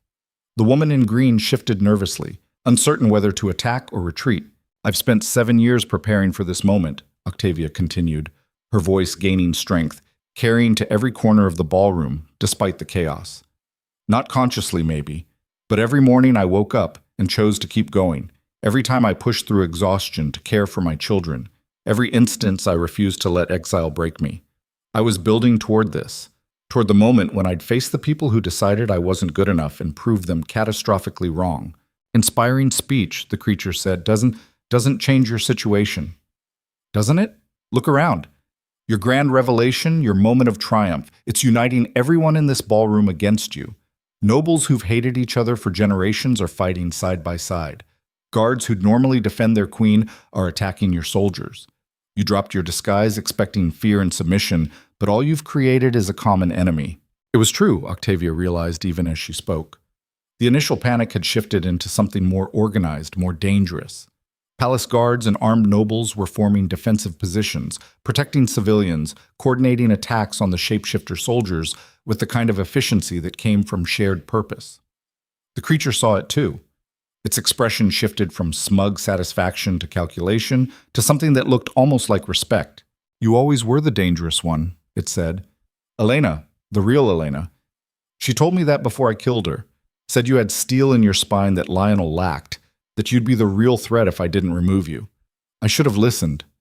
Yes, Octavia agreed. You should have. Then she whistled, sharp, piercing, the signal she'd taught her children years ago, and dove sideways as Kael and Talia moved in perfect synchronization. Talia grabbed a fallen guard's dagger and threw it with the accuracy of a child who'd spent 6 years learning to hunt. Kael dropped low and swept the woman in green's legs out from under her with a move Octavia had drilled into both twins since they could walk. The dagger caught the Elena creature in the shoulder, not a killing blow, but enough to make it stagger. The woman in green went down hard, her blade skittering across marble, and Lionel, who'd been playing unconscious, surged up from the floor and drove his recovered sword through the fallen shapeshifter's chest. The ballroom stilled for one crystalline moment. Then the woman in green's body began dissolving, skin sloughing away to reveal something insectoid and terrible underneath, before that too crumbled into ash. "They die like anything else," Lionel rasped, throat bruised from being strangled. "Just have to get through the skin." The Elena creature yanked Talia's dagger from its shoulder with a snarl that showed too many teeth. Clever, but insufficient. It moved toward the twins with lethal intent. Octavia intercepted, weaponless but desperate, throwing herself between the creature and her children. Claws raked across her shoulder, shredding crimson silk and the skin beneath. Pain exploded white-hot, but she didn't move, didn't give ground, just spread her arms wider to shield Kyle and Talia. "You want them? You go through me." "Gladly." The creature's hand drew back for a killing blow, and froze as cold steel erupted from its chest, driven from behind with enough force to lift it off its feet. Lionel stood there, his sword buried to the hilt through the creature's back, his face a mask of fury and grief, and 7 years of misdirected guilt finding proper target. "That's for Octavia," he said, voice like gravel. "For 7 years of pain you caused her. For the life you stole." He twisted the blade. The creature screamed, the sound echoing off marble with frequencies that shattered glasses and made people collapse, clutching their ears. Its form began shifting, cycling through faces. Elena's, Octavia's, dozens of strangers, probably all people it had killed and worn over the years, before finally settling into something alien and dying. "You think this changes anything?" it gasped, blood that wasn't quite blood leaking from its mouth. "The invasion's already started. My people are in your city, your palace, your guard. You've killed me, but the plan continues." "Where?" Lionel demanded, driving the sword deeper. "Where are they positioned?" The creature laughed, wet and rattling. "Everywhere. The servants who've worked here for years. The merchants in the lower city. The refugees you so generously sheltered. We've been replacing key people for a decade, long before I ever took Elena's face. This kingdom was already ours. You just didn't know it yet." It died with that smile still fixed on its stolen face, body dissolving like the other one had, leaving nothing but ash and Lionel's sword clattering to marble. The ballroom had gone silent again, but this time the silence was different, shocked, processing, terrified. Because if the creature was telling the truth, if shapeshifters had infiltrated every level of society, then no one could be trusted. Anyone could be replaced. Anyone could be an enemy wearing familiar skin. "We need to evacuate the palace," Lionel said, already moving into command mode despite the bruises darkening his throat. "Get every noble, every servant, everyone to designated safe points where we can verify identity. Close the gates. Lock down the city." "It's too late for that," a new voice interrupted. Octavia turned to find Lord Ravenshaw approaching, his mask discarded, his face grim. "My king, I've been coordinating with the palace guard. We've identified at least 30 servants who've shown unusual behavior in recent months, changed speech patterns, altered mannerisms, knowledge gaps about palace history they should know. If what that creature said was true, we've been compromised for years." "Then we root them out," Lionel said, "one by one if necessary. We don't have time." Octavia's voice cut through his planning, sharp with the clarity that came from seeing the larger pattern. "Don't you understand? This was never just about replacing the queen or infiltrating the palace. This was about destroying the kingdom from within, creating so much distrust and paranoia that we tear ourselves apart trying to find enemies." "Then what do you suggest?"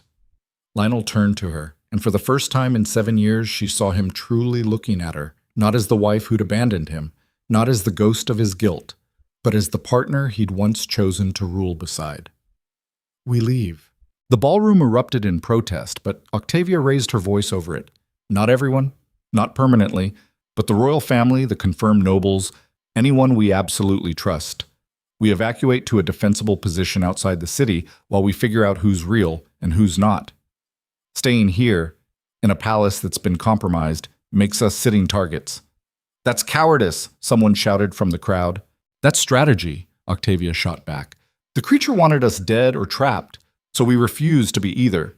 We relocate, regroup, and come back with a plan that doesn't involve fighting shadows in our own hallways." Where would we even go? Lord Ravenshaw asked. Octavia met Lionel's eyes, saw understanding dawning. The old fortress, the one on the eastern border, built during the Succession Wars. It's been mothballed for decades, but the structure's sound, defensible. Far enough from the capital that any shapeshifters would have to follow us, revealing themselves in the process. That fortress hasn't been garrisoned in 20 years. Then we garrison it now. We take every soldier we trust, every noble who can be verified, and we make it our stronghold until we can purge the capital properly. She looked at the assembled court, saw fear and uncertainty, and the beginnings of hope. Or we stay here and die one by one as they pick us off in corridors we thought were safe. The choice, put that baldly, wasn't really a choice at all. Lionel turned to Ravenshaw. How many can we move tonight? If we use every carriage, every horse. Maybe 300. The rest would have to follow in waves. Then we start with the children and invalids. Anyone too young or old to defend themselves goes first, then the nobles, then the guard. Lionel's voice had shifted into the command tone that had held a kingdom for 14 years. Lord Ravenshaw, coordinate the evacuation. I want the first group moving within the hour. And the city? Someone called. The civilians who aren't noble, we just abandon them? We leave a skeleton guard to maintain order and trusted officers to begin the verification process, Octavia said before Lionel could respond. But we can't protect anyone if we're dead. We secure ourselves first, then we come back for everyone else. It was harsh logic, the kind that left civilians vulnerable and sounded like the reasoning of cowards. But it was also correct, and everyone in the ballroom knew it even if they hated admitting it. The next 2 hours were controlled chaos. Nobles who'd arrived for a masquerade found themselves being hustled into carriages with whatever belongings could be grabbed in minutes. Children were pulled from beds, given to trusted servants, loaded into wagons with blankets and fear. The palace guard split into 2 groups, those going with the royal evacuation and those staying behind to hold the capital. Octavia moved through it with mechanical efficiency, her wounded shoulder bandaged by a physician she vaguely remembered from before, her children never more than arm's reach away. She verified faces, checked identities with questions only long-term palace residents could answer, separated the confirmed from the suspicious with ruthless speed. Lionel worked beside her, their movements falling into old patterns neither had forgotten despite 7 years apart. He'd call out a name, she'd verify the identity.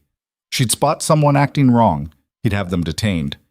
They didn't speak beyond necessity, didn't acknowledge the intimacy of their coordination, just worked with the kind of partnership that had once made them formidable rulers. Thalia and Kale stayed close, their earlier bravery giving way to exhaustion and delayed shock. Octavia wanted to comfort them, wanted to find somewhere safe and quiet to let them process what they'd seen. But there was no time, no safety, only the relentless urgency of getting out before the other shapeshifters realized their leaders were dead. "Mother," Kyle said quietly as they watched another carriage load, "what if some of them are already with us, in the evacuation? Then we deal with them at the fortress. At least there we'll have walls and distance from the city proper." But how do we know who to trust? It was the question everyone was asking, the paranoia the shapeshifters had designed their plan around. Octavia crouched down, ignoring the pull on her wounded shoulder, and looked her son in the eyes. "We don't. Not completely. But we do our best, verify what we can, and accept that some risk is inevitable. The alternative is trusting no one and destroying ourselves from within." "That's not very reassuring." "No," she agreed. "But it's honest, and right now, honest is all I've got." The first wave of evacuees departed as midnight bells tolled, carriages rolling through palace gates under heavy guard, heading east with as much speed as loaded wagons could manage. The second wave followed an hour later, the third at dawn. Octavia, Lionel, and the twins were in the fourth wave, the one that included the king's most trusted advisors and the core military command. They climbed into a reinforced carriage, windows shuttered, guards riding alongside with weapons drawn. As the palace gates closed behind them, Octavia looked back at the building that had been her home for 7 years, her prison for the last night of that time, and now her past in a way that felt permanent. Somewhere in those halls were shapeshifters still wearing human faces, servants and guards and nobles she'd once known. Somewhere in those rooms were 7 years of memories, some beautiful, some devastating, all now tainted by the knowledge that half of what she'd lived had been manufactured by creatures wearing stolen skin. "It's not your fault," Lionel said quietly, the first personal words he'd spoken to her since the revelation. "What isn't?" "Any of it. The betrayal you thought you saw, the years of pain, the exile, none of that was real. None of it was me choosing Elena over you. It was all orchestrated to break us apart." Octavia turned from the window to look at him. Really look at him for the first time since her return. He looked older, worn, carrying 7 years of guilt in the lines around his eyes and the gray threading through his hair. But underneath that, she could still see the man she'd married, the one who'd promised to stand beside her through everything. "Does that make it hurt less?" she asked, knowing it was manipulation instead of choice. "I don't know, does it?" She wanted to say yes, wanted to feel relief that he hadn't actually betrayed her, that the image she'd carried for 7 years was a lie, that their marriage hadn't died because he'd stopped loving her. But the truth was more complicated, messier, harder to reduce to simple absolution. "It makes it different," she said finally. "Not better or worse, just different. I looked for you." His hands clenched on his knees, knuckles white. "For months after you left, I had search parties scouring the kingdom, hired trackers, offered rewards, interrogated everyone who might have helped you leave. I was convinced you'd been kidnapped or killed, that you couldn't have willingly abandoned." He stopped, swallowed. "But the evidence kept pointing to voluntary departure. The note you left, the witnesses who saw you leave. After a while, I had to accept that you'd chosen to go, because I thought you'd chosen Elena. And I thought I had. The gaps in my memory, the rumors, Elena's presence, it all fit. So I mourned you, married what I thought was Elena, and tried to build something from the wreckage." He laughed, bitter and raw. 7 years of ruling beside a creature that was systematically destroying everything I'd worked for. 7 years of guilt eating me alive, 7 years of wishing I could go back to that night and change it. Octavia felt tears threatening and blinked them back. Crying was weakness, and she couldn't afford weakness now. "We can't go back, either of us. We can only deal with what's in front of us." "Which is? A compromised kingdom, an army of shapeshifters, 2 children who need protection, and a political situation so tangled I'm not sure where to start unraveling it." She counted off on her fingers, clinical, detached. "Plus, whatever happens when the 3 legitimate sons raised by a shapeshifter find out their mother was an imposter." Lionel flinched. "They're just children, 6, 4, and 2 years old. They don't deserve to lose their mother, even if she wasn't real. No one deserves most of what's happened. Doesn't change reality." Silence fell between them, heavy with 7 years of words unsaid and recriminations never voiced. Talia and Kael had fallen asleep against each other, exhausted by the night's chaos. Outside, the city was waking to find its royal family gone, its palace in lockdown, its security shattered. "What do we tell people?" Lionel asked. "About us? About the twins? About Elena? The truth, or as much of it as they can handle." Octavia watched the landscape roll by through gaps in the shuttered windows, familiar territory becoming unfamiliar as they moved east, away from everything known. That the queen they thought was Barren actually conceived twins before disappearing. That the queen they accepted as my replacement was a shapeshifter. That the kingdom's been under attack from within for years, and we're only now realizing the scope. That'll cause panic. Probably. But lies got us here. Truth might be what gets us out. The fortress appeared on the horizon as morning sun broke through clouds. Massive stone walls built to withstand sieges that never came. Watchtowers empty for decades. Gates rusted but still imposing. It looked like something from a darker age, when warfare was expected and peace was the exception. Appropriate, given their circumstances. The first 3 waves had already arrived, were already setting up camp in the fortress courtyard, claiming rooms in the keep, organizing supplies with the efficiency of people grateful to be alive. Octavia saw familiar faces mixed with unfamiliar ones. Nobles who'd sneered at her 7 years ago now looking at her with something like respect. She climbed from the carriage with her children still sleeping against her, their weight somehow both burden and anchor. Lionel moved to help her, then stopped, uncertain whether his assistance would be welcome. "I can carry Kael," he offered hesitantly. Octavia looked at her son, at the dark eyes closed in sleep, at the face that was half hers and half the man standing before her. Then she carefully shifted Kyle toward Lionel, watched as he took the boy with trembling hands, saw naked emotion cross his face as he held his son for the first time. "He's brilliant," she said quietly. "Reads constantly, asks questions that make me question everything I think I know, sees patterns before anyone else. He's got your mind." "And Talia?" Lionel looked at the girl still sleeping against Octavia's shoulder. "She's a warrior, fierce, protective, refuses to back down even when she should. She's got both of us in her, and she's going to be terrifying when she grows up." "They're perfect. They're ours." The word felt strange on Octavia's tongue. Ours instead of mine, acknowledging shared parentage instead of sole ownership. And they're going to need both of us to survive what's coming. Lionel's eyes met hers over their sleeping children. "Does that mean you're staying?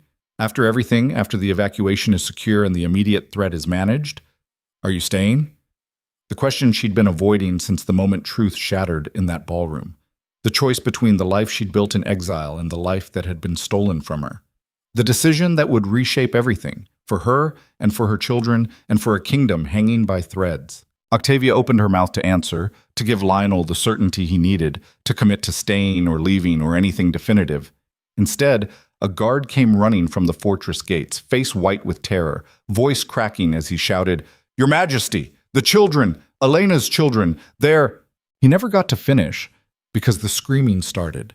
High, thin, the sound of children in mortal terror, coming from somewhere deep in the fortress where the youngest evacuees had been taken for safety. Lionel shoved Kale back toward Octavia and ran, sword already drawn, shouting for guards to follow.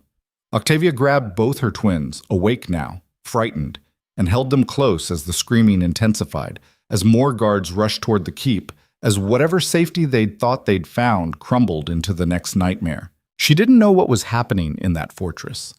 Didn't know if the threat had followed them, or if they'd brought it with them. Didn't know if Elena's sons were victims or weapons, if the shapeshifters had planned this exact scenario. What she knew was that the choice she'd been about to make, stay or leave, commit or run, had just been rendered irrelevant by whatever was happening inside those walls. Because she could hear it now, under the screaming, a sound that made her blood freeze and her children whimper against her. Laughter. Children's laughter, but wrong, layered with the same harmonics the shapeshifters had used, echoing through stone corridors with malicious joy.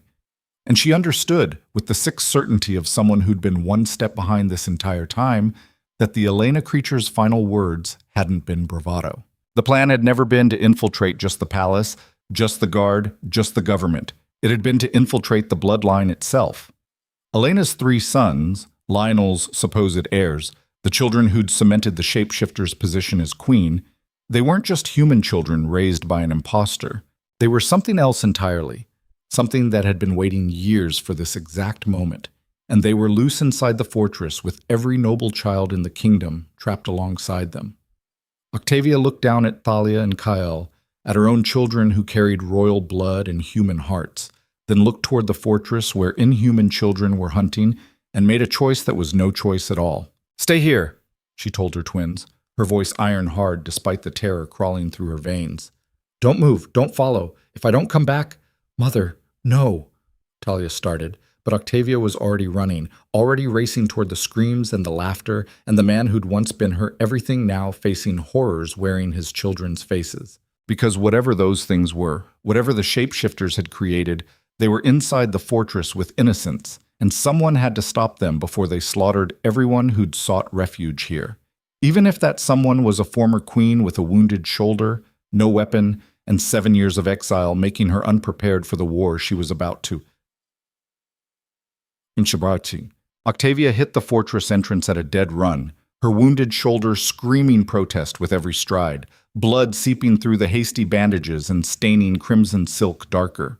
The screaming was louder inside, children's voices reaching pitches that scraped against sanity, adult shouts trying to maintain order over chaos that had already broken containment.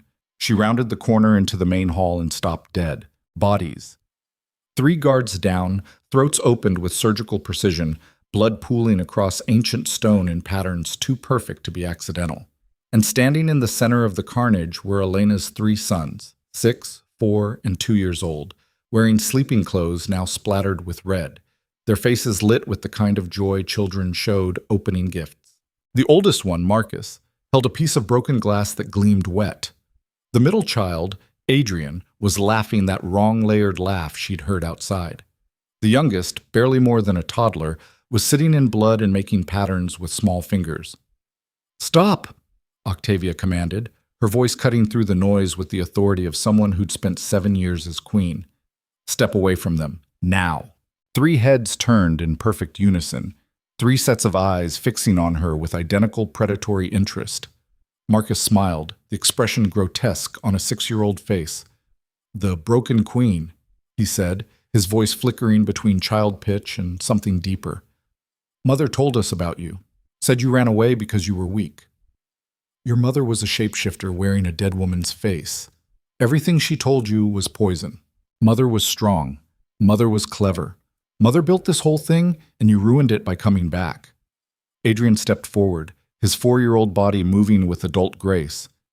"She said if you ever returned, we should kill you slow, make you sorry."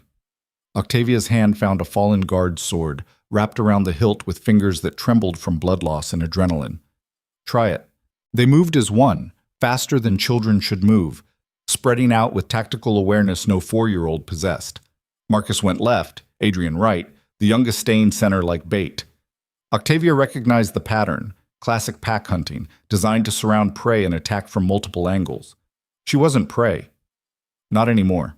Marcus lunged first, his glass shard aimed for her injured shoulder with vicious accuracy.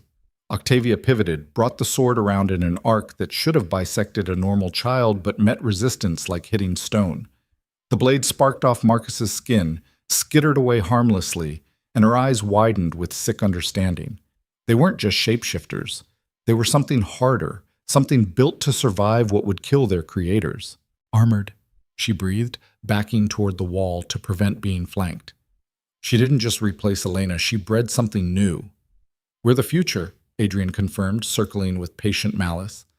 "Human enough to pass inspection, strong enough to kill anyone who looks too close, fast enough to hunt queens who should have stayed gone." He struck while she was focused on Marcus, small hands grabbing her sword arm with strength that made bones grind. Octavia screamed, drove her knee into his face with enough force to break a normal child's skull.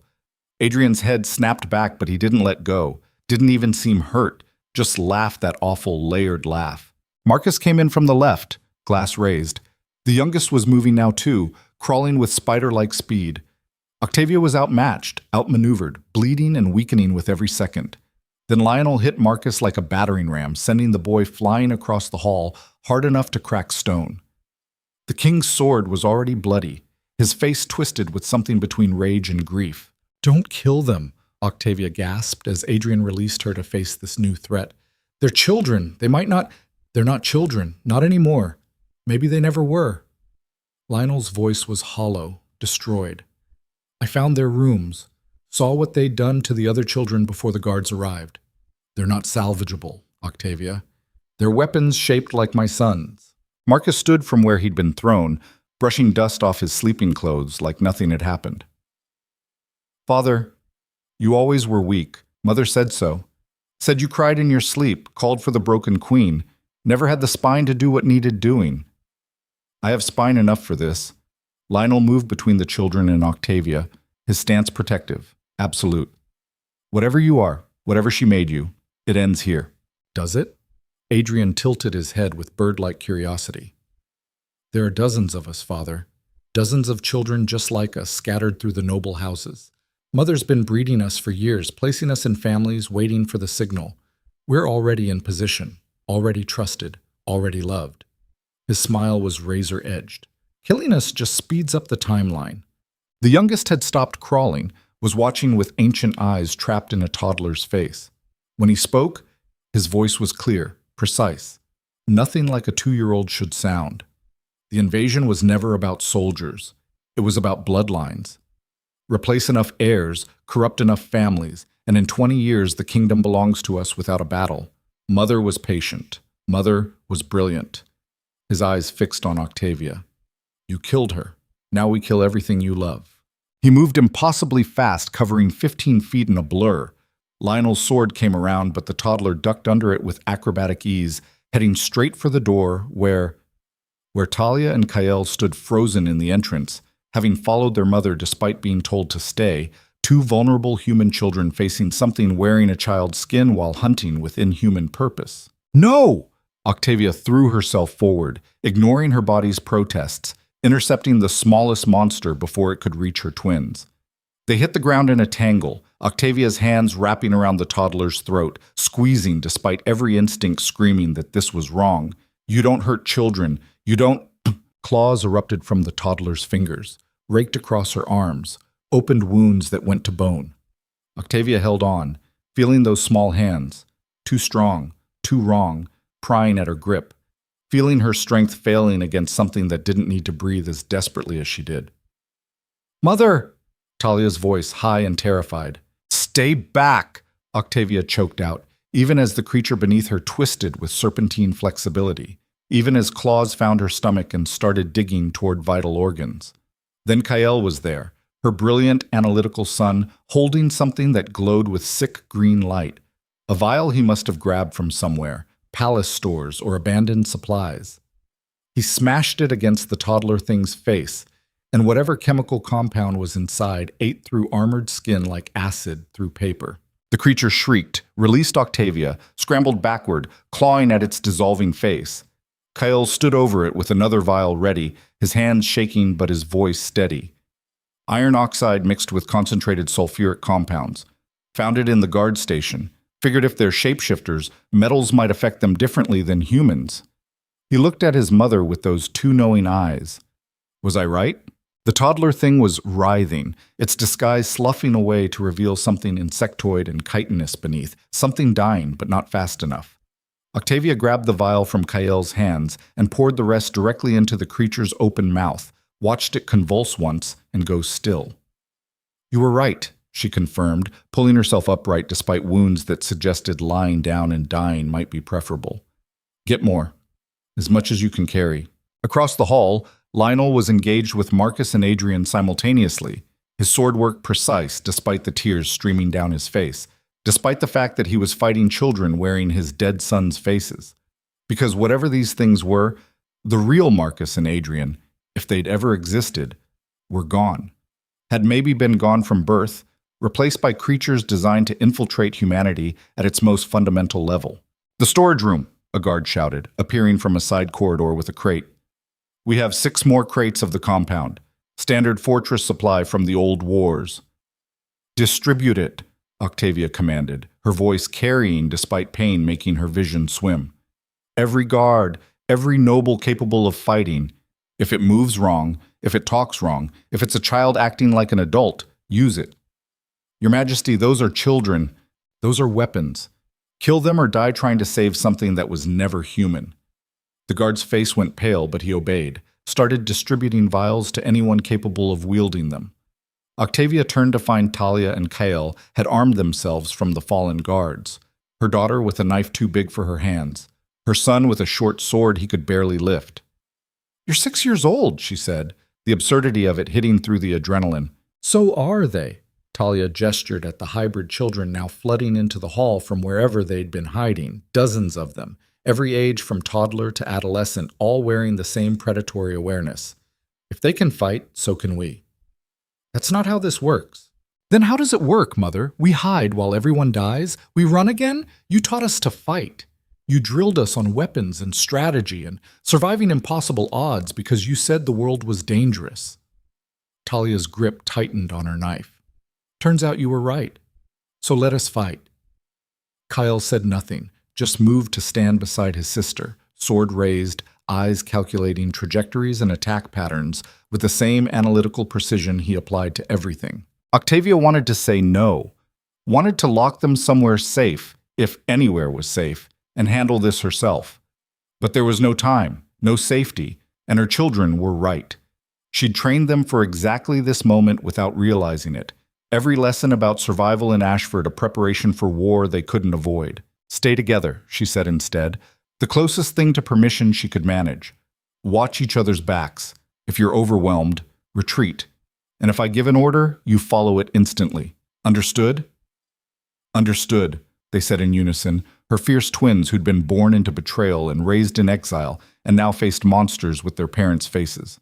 The hybrid children attacked in a wave, dozens of them moving with synchronized precision that spoke to hive intelligence or shared consciousness. Guards met them with swords and acid.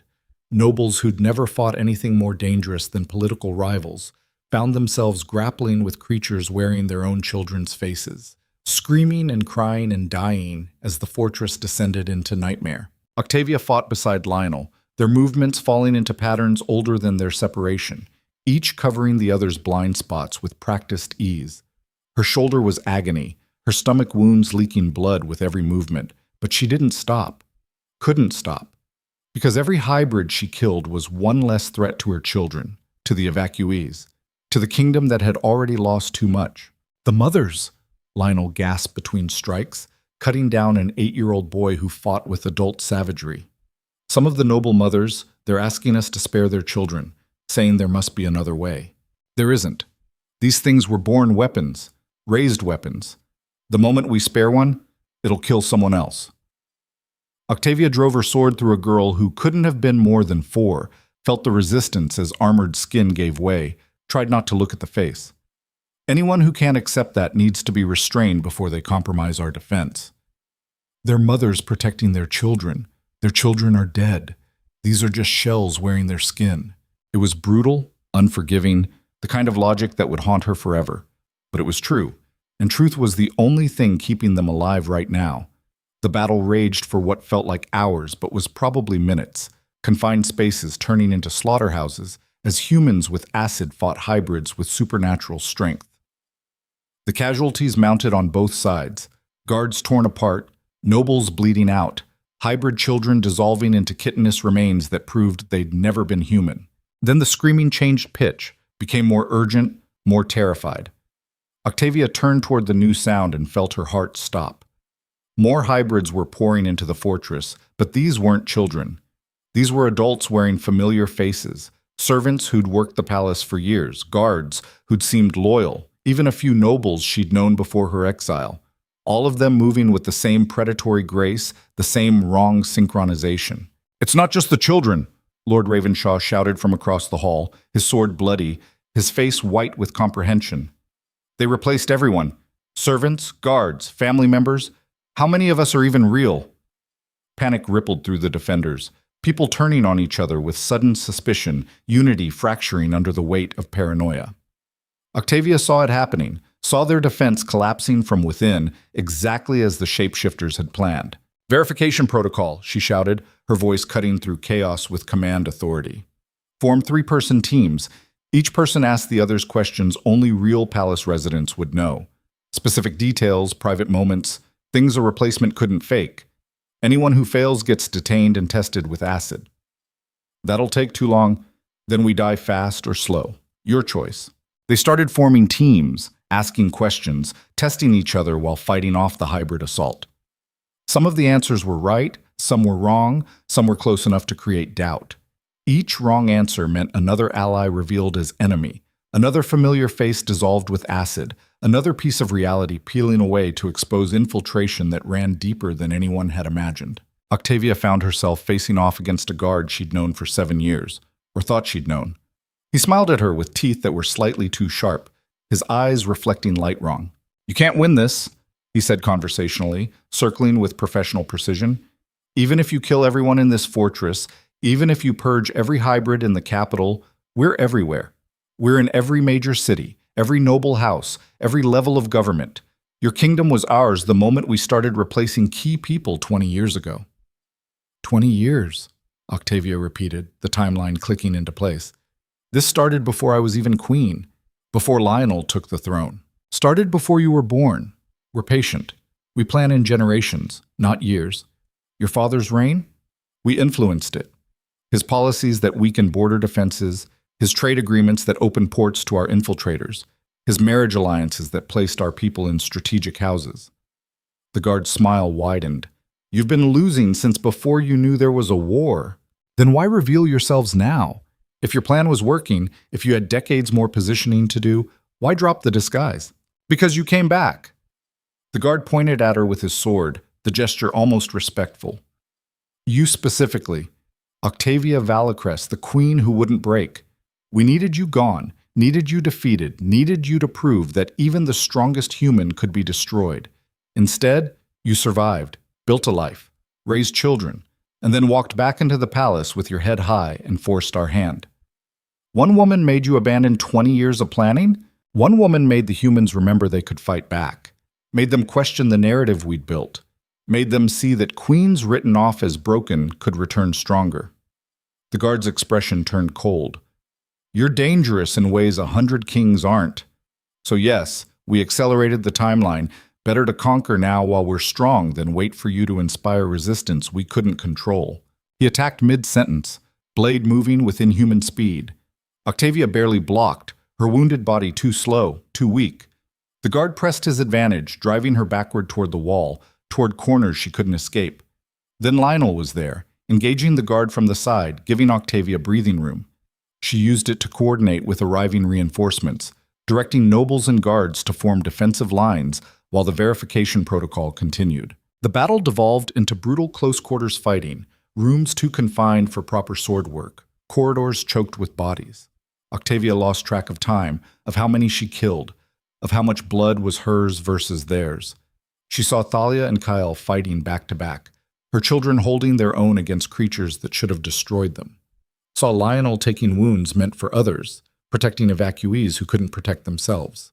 Saw Lord Ravenshaw dissolve a shapeshifter that had been pretending to be his own son for 3 years. The fortress was becoming a tomb, each room claimed clearing another pocket of infiltrators but revealing how thoroughly they'd been compromised.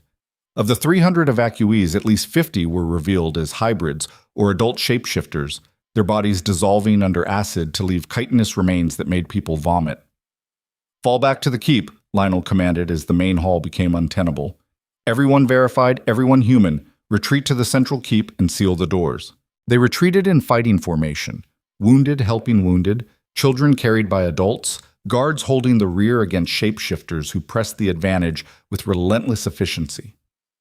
Octavia found herself near the back, her sword arm barely responding, her vision graying at the edges from blood loss. A hybrid caught her ankle, dragged her down. She hit stone hard, felt ribs crack, tasted blood. The creature climbed her body with insect-like precision, claws seeking her throat. She couldn't fight it, couldn't move, could only watch as death approached wearing a 10-year-old girl's face. Then Kyle was there, his sword, too heavy, too big, coming down on the hybrid's neck with desperate strength. The blade didn't cut clean, but it did enough, and the creature fell away thrashing. Kale grabbed his mother's arm and pulled, dragging her toward the keep entrance where Thalia stood holding the door.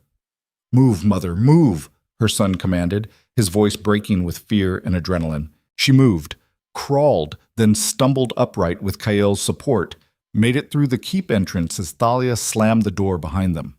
Guards barred it with whatever furniture could be found, bracing against impact as shapeshifters hit the other side. The keep's main room held perhaps 70 people, all that remained of 300 evacuees after verification and battle losses. 70 people, many wounded, all terrified, listening to shapeshifters battering the door while calculating how long their barricade would hold. "We can't stay here," a noble woman said, her voice tight with hysteria. "They'll break through eventually. We'll starve if they don't." "There's a tunnel," Lionel said, moving to the room's far wall where ancient stone met newer construction. "Built during the Succession Wars, leads to the cliffs 2 miles east. It's how the original garrison evacuated when the fortress fell to siege." "Will it hold?" Lord Ravenshaw asked. "Only one way to find out." They found the tunnel entrance hidden behind a rotted tapestry, revealed a passage that smelled of mold and age and desperation. Lionel organized the evacuation, children first, then wounded, then anyone unarmed, with guards holding the rear. Octavia waited with the rear guard, watching her twins disappear into darkness with a trusted noble, every instinct screaming to follow them, but duty keeping her position to buy time. Lionel stood beside her, both of them bloodied, both barely standing, both knowing this might be their last stand. "If we don't make it out," he said quietly, watching the barricaded door crack under renewed assault, "tell Thalia and Kael I'm sorry. For everything. For not being there, for not knowing them. For every year I lost. Tell them yourself, Octavia replied. We're not dying in this fucking fortress. Language, you said fucking when the invasion reports came. Different rules. Despite everything, the pain, the fear, the approaching death, Octavia almost smiled. We've discussed this. The door gave way with a crash of splintering wood and ancient hinges. Shapeshifters poured through the gap, dozens of them, enough to overwhelm the rear guard in seconds. Lionel raised his sword with shaking hands. Octavia shifted her weight to her good leg, felt ribs grind, and prepared to die fighting. The shapeshifters charged. The rear guard met them with acid and steel and desperate courage. And Octavia discovered that even dying could be done with precision, with strategy, with the same partnership that had once ruled a kingdom, now defending its last survivors. She and Lionel fought like they'd never been apart, each movement coordinated, each strike covering the other's weakness. They gave ground slowly, methodically, buying seconds that felt like hours. Each second, another step the evacuees gained through the tunnel. A hybrid broke through their defense, headed for the tunnel entrance. Octavia threw herself in its path, took claws across her face that missed her eyes by inches, drove her sword upward through its jaw with strength she didn't know she had left. Lionel killed two more, took a wound across his ribs that sprayed blood, kept fighting despite the damage. The rear guard was falling one by one, guards and nobles dying to buy time for strangers, for children, for the possibility that someone would survive this nightmare. Go! Lionel shouted at Octavia, his voice ragged. Get to the tunnel. Get to our children. I'll hold them. Shut up, she interrupted, killing another hybrid with her last vial of acid. We go together or not at all. Octavia, I didn't spend 7 years surviving to watch you martyr yourself for dramatic effect. We're both leaving.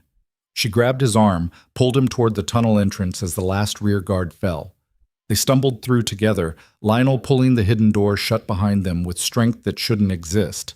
Octavia jamming her broken sword into the mechanism to buy seconds before pursuit. The tunnel was darkness and terror, and the sound of dozens of footsteps ahead racing toward uncertain safety. Octavia and Lionel brought up the absolute rear, moving as fast as damaged bodies allowed, hearing shapeshifters breaking through the door mechanism behind them with strength that made stone crack. Faster, Lionel gasped, though he was limping badly, his leg barely supporting weight. Working on it, Octavia replied through teeth clenched against pain. The tunnel seemed endless, sloping upward through bedrock, ancient and unstable and their only hope. Behind them, pursuit was gaining. Ahead, the evacuees' footsteps were fading, pulling away as the healthy outdistanced the wounded. They weren't going to make it. The math was simple, brutal, undeniable. Unless. There, Octavia pointed at a support beam ahead, one of the wooden posts installed during original construction to prevent collapse. We bring down the tunnel behind us. That'll trap us. It'll stop them. Buy the others time to escape. She was already moving toward the beam, examining the rot, calculating whether it would actually work or just bury them alive. We collapse this section. They can't follow. We find another way out. What other way? This tunnel only has one exit. Then we dig through rubble or we die trying. But they don't get to the evacuees. They don't get to our children. Lionel stared at her, seeing the determination, the absolute certainty that some things mattered more than survival.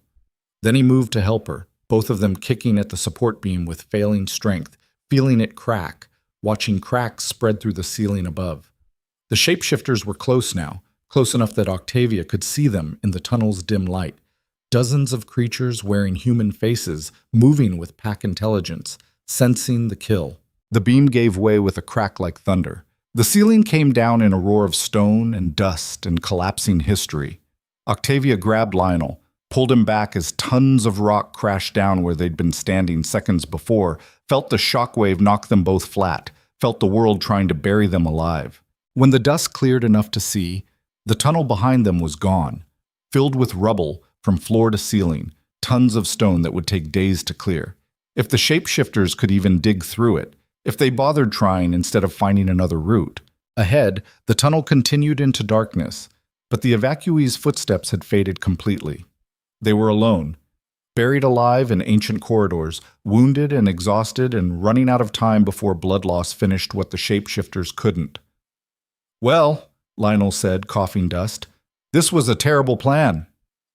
"You have a better one?" Not even slightly. They stood together in the darkness, listening to rubble settle, feeling their bodies shutting down from cumulative damage. Octavia's shoulder had stopped hurting, which was bad. Lionel's breathing was shallow, labored, suggesting internal bleeding. "We should move," she said without moving. "Find the exit, catch up to the others." "We should," he agreed, also not moving. They stood there in the dark, two people who'd ruled a kingdom and lost everything and somehow found each other again at the absolute worst possible moment. The silence stretched, heavy with words neither knew how to say. Then, from somewhere deep in the rubble behind them, they heard it. Scratching, digging. The patient, relentless sound of creatures with superhuman strength clearing rock. "They're coming through," Lionel said, confirming what they both knew. "How long do we have?" "Hours. Maybe less." Octavia looked down the tunnel ahead toward the exit they might never reach, toward the children who needed them. Then she looked at the man beside her, the husband who'd been stolen from her, the father who'd lost 7 years, the king who'd been played for a fool by creatures he'd never suspected.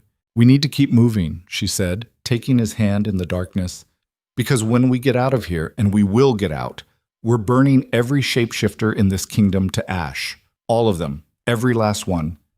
"That's a war." "Good. I'm done with subtle. I'm done with politics. I'm done with enemies wearing faces I trust." Her grip tightened on his hand, feeling his pulse weak but steady. "They wanted to make me desperate enough to do something catastrophic? They succeeded. So let's show them exactly what happens when you back a queen into corners she can't escape." Behind them, the scratching grew louder. Ahead, darkness waited with uncertain promises. And between those two impossibilities, Octavia Valicrest made a choice that would reshape everything that came after. "Run," she said. And together they ran toward whatever was waiting in the dark, knowing that survival was no longer the victory they sought. Vengeance was. Complete, merciless, kingdom-burning vengeance against the creatures who'd stolen 7 years and tried to steal their future. They just had to live long enough to... The tunnel ended in collapse. Not fresh rubble from their desperate sabotage, but ancient stone that had given way decades ago, sealing the exit they'd counted on. Octavia and Lionel stood before it, breathing hard, bleeding from wounds that had stopped being painful and started being numb, listening to the scratch, scratch, scratch of shapeshifters digging through behind them. "There's no way out," Lionel said, his voice flat with exhausted acceptance. Octavia pressed her hands against the wall, feeling for weakness, gaps, anything. Her fingers found moisture seeping through cracks, cold and fresh. "Water. There's water coming through, which means there's an opening somewhere.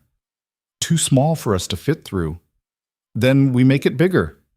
She was already pulling at loose stones, prying them free with bloody fingers, widening cracks that dripped groundwater and promise. "Help me or get out of the way." He helped. They both tore at ancient masonry with desperate strength, feeling stone give way piece by piece, hearing the pursuit growing closer behind them with every passing minute.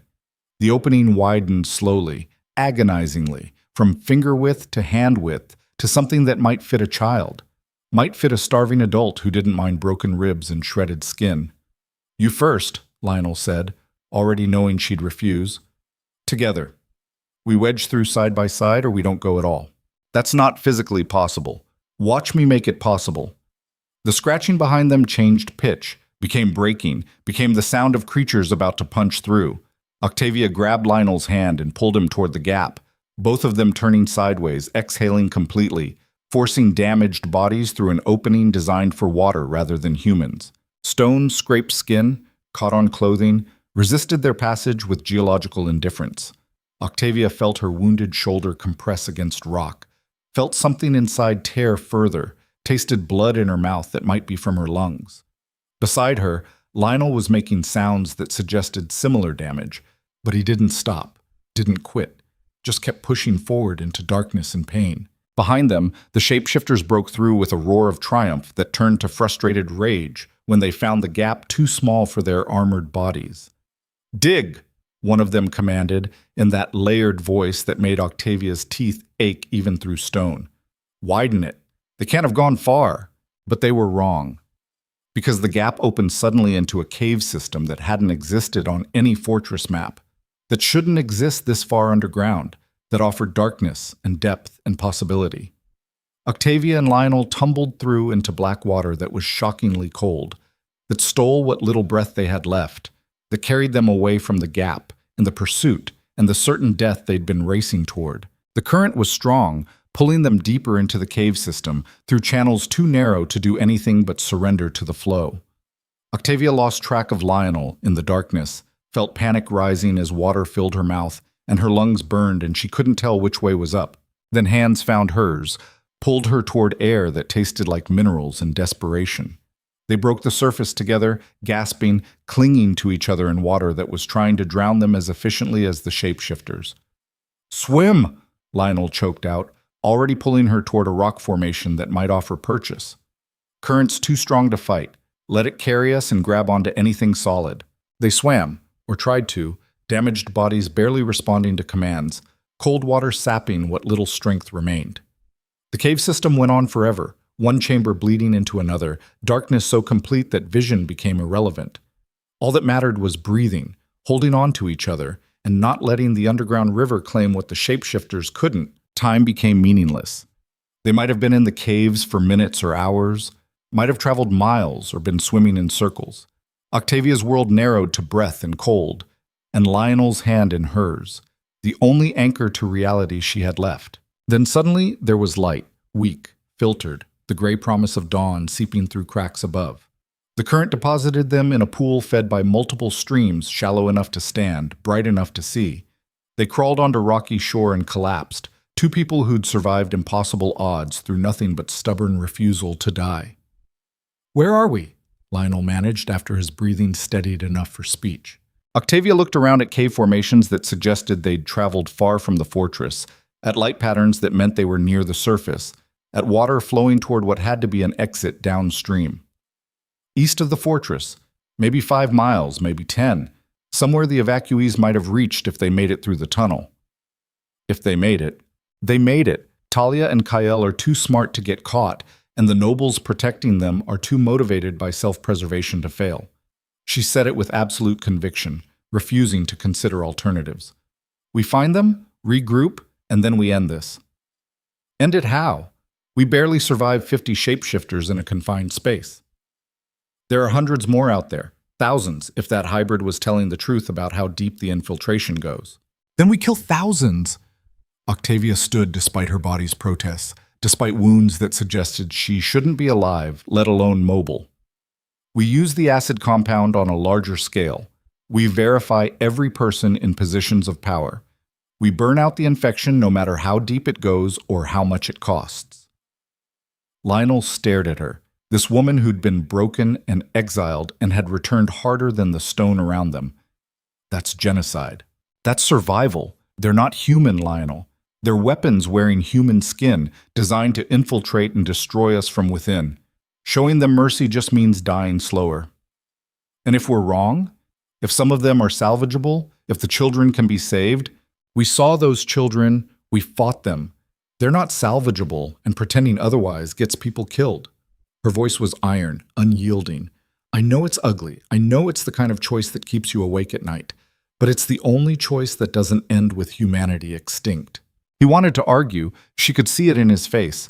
The same idealism that had made him a good king, that had also made him vulnerable to manipulation by creatures who exploited compassion. But he'd also seen the bodies, fought the hybrids, watched children he'd thought were his reveal themselves as weapons. We do it right, he said finally. Verify before we kill.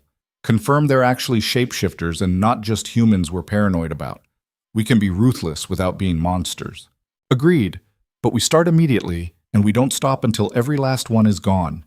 They followed the stream out of the caves, emerging into morning sunlight that felt like a physical blow after hours of darkness. The landscape was unfamiliar, rocky highlands that suggested they'd been carried far east, beyond the territory Octavia knew. But in the distance, she could see smoke rising from multiple points, the telltale signs of the evacuee camps, or shapeshifter ambush sites. They approached carefully, two wounded people moving with the paranoid precision of soldiers behind enemy lines. The first camp they found was carnage, evacuees slaughtered in their sleep, bodies arranged in patterns that suggested ritual rather than random violence. No survivors, no wounded, just death delivered with shapeshifter efficiency. The second camp was abandoned. Evacuees fled or captured, supplies scattered like someone had left in desperate hurry. Blood trails led east, toward the cliffs, toward terrain that offered no escape. The third camp was defended, guards positioned in overlapping fields of fire, acid vials ready, verification protocols in active use. They saw Octavia and Lionel approaching and nearly killed them before recognition penetrated combat readiness. "Your Majesties!" The guard captain, a woman Octavia vaguely recognized from the palace, saluted with shaking hands. "We thought you were dead. The tunnel collapsed, and when you didn't emerge—" "Where are my children?" Octavia interrupted, scanning the camp for small faces she'd know anywhere. "Safe. Lord Hartwell has them in the command tent, kept separate from the general population until we could verify everyone." The captain gestured toward the largest structure. "We've been using the protocol you established, found 17 more shapeshifters among the evacuees, dissolved them with acid." 17, Lionel repeated, his voice hollow. "Out of how many survivors?" "We have 43 confirmed human, 18 still undergoing verification, and 12 detained because their answers were suspicious but not definitively wrong." The math was brutal. They'd evacuated 300 people. Between the fortress battle, the tunnel collapse, and the camps being attacked, they were down to maybe 70 survivors. Less than a quarter of those who'd fled the capital, and that wasn't counting how many of the survivors might still be shapeshifters good enough to pass verification. Octavia pushed past the captain toward the command tent, ignoring protocol, ignoring exhaustion, focused entirely on finding her children. She burst through the tent flap and froze.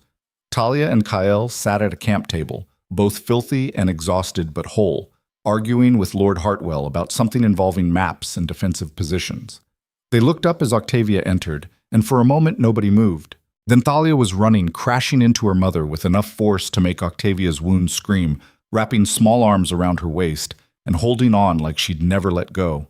Kael followed more slowly but no less intensely, pressing against Octavia's side, his two knowing eyes suspiciously wet. "You're alive," Talia said into Octavia's ruined dress. "You're actually alive. We heard the tunnel collapse and thought, oh, I'm alive. We're alive." Octavia gathered both children close despite the pain, despite wounds that were bleeding again, despite everything that said she should be dead. "We're all alive." Lionel appeared in the tent entrance and Kael turned to look at him, really look at him for the first time since learning he was their father. The boy's analytical gaze took in Lionel's wounds, his exhaustion, the way he swayed on his feet but stayed standing through pure will. "You fought with her," Kael said, not quite a question. "I did. You could have run faster alone, could have escaped easier without her." "Yes. But you stayed." "I did." Lionel's eyes met Octavia's over their children's heads. "I've made a lot of mistakes, spent 7 years getting everything wrong, but staying with your mother, fighting beside her, that wasn't one of them."